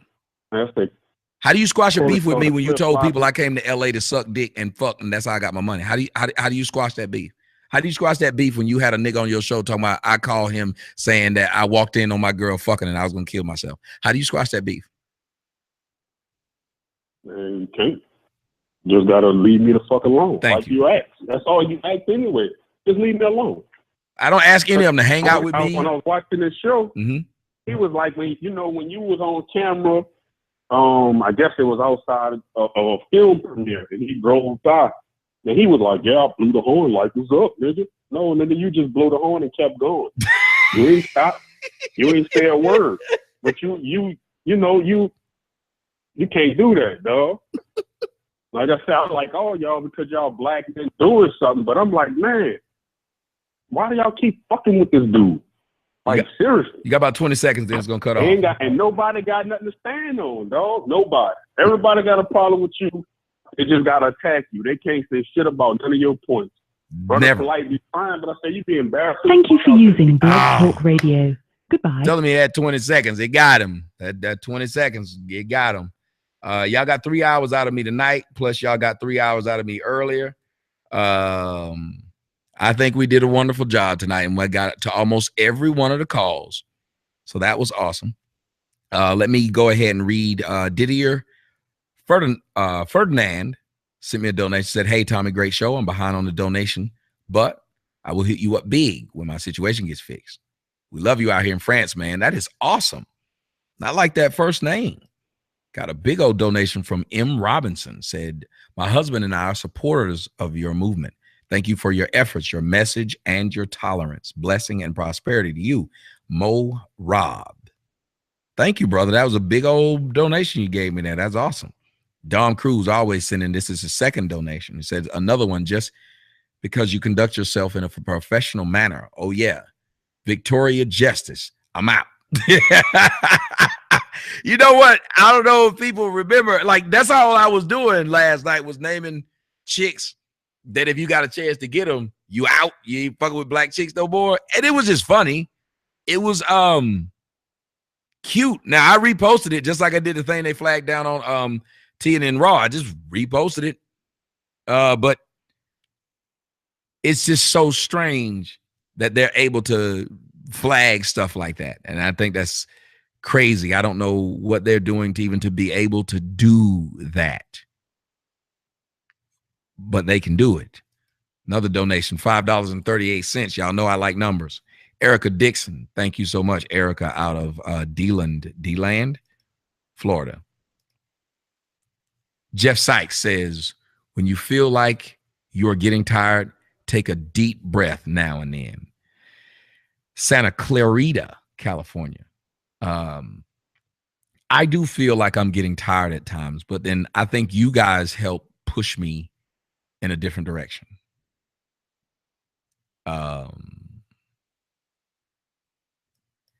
I know that a lot of you guys were talking about me getting flagged again. I know it took it down. It's sad that it did, but it is what it is. But I understand that this is a fight that I'm going to have to fight. And many of you who send in $1 or more, you guys are helping me fight that fight. And if you look at it, it's really pissing other people off, which is weird because these other people are trying to say, well, donate to me because I have a YouTube channel, which I don't understand. I mean, if it works, it works. But when your thought process is, I have a YouTube channel, donate to me. People are donating to me because they already saw the fight that I put in. They already saw the work that I put in. They already saw the money that I put in. I have the receipts, as the young kids keep saying. I have the receipts. I was doing years of work before there was ever a donate button. You got these black folks who are trying to do everything that I do while stopping me from doing what it is that I do. When I heard those Negroes bitching about not having people donate to their Patreons and GoFundMes when they flagged mine down so I wouldn't have it, so I wouldn't have one. You got that lame nigga minister crap always trying to talk shit about me and then always trying to get into and man, let's do some stuff together. Let's get together. Boy, grow up. You a punk. You wish you could be me and it ain't working out for you. You won't get me to talk to you. I won't do a show with you. You will never get any kind of run with me. You got your one and I took that down. I will never, ever say your name. Try as well as you might. Had one of them, that Dingo Raw. This nigga done made a video talking about some stop going at Tommy. Took the video down talking about some Tommy lied to y'all. Try to get. I was like, what? This nigga did this. Tommy pretended that I came in his chat room. Boy, stop. That was you. And if it wasn't, for some odd reason, you took down a video that you made in defense of me to say it wasn't you. Oh, that doesn't make much sense now, does it, sir? Anyway, guys, tomorrow and the next few days, I'm going to be putting up the interviews I did with Gavin McGinnis, Stefan Mel, whatever. I can't say his last name. I can never say his name. And Steven Crowder. I did the interview with Steph. I was trying to give him time to put it up on his website, but I don't see it. And it's been, I think it's been 2 weeks since I did the interview. So I'm going to go ahead and put it up. And the Gavin interview. I think Gavin did put it up, though. Gavin's on his website, and so is Crowder. But I've let it set up for a while, so it's time for me to put it up myself so you guys will be able to see that. Thank all of you guys for just the work that you do and the time that you stay up. Look at how the numbers stay consistent. Who else do you see this happening with? I'm not even trying to be funny. Who else do you see this happening with? 1,200 people stay here for 3 hours? Again, I'll just go back to what Roseanne Barr said about me. I say he's a marketing genius. She said, it's hard to get people to watch a show for 30 minutes. She said they watch him for 6 hours. She said, I've never seen anything like it. Now, Roseanne turned on me as well because the black chicks went at her and told her she support a man who puts down black women. So she had to change her mind and say, well, I didn't know that's what she said. I didn't know that's what he said. I didn't know that's how he spoke. And a lot of people get away from me like that. They will get harassed and then they will say, oh, I didn't know he said that, which saves them from it. But it is what it is. I have no script, but I'm also unfiltered. I want you guys to know how I feel, and I want to know how you feel. I'm Tommy Sotomayor. Thank you guys for joining me. Good night. I love you all. See you tomorrow. I'm going to go watch True Seaman.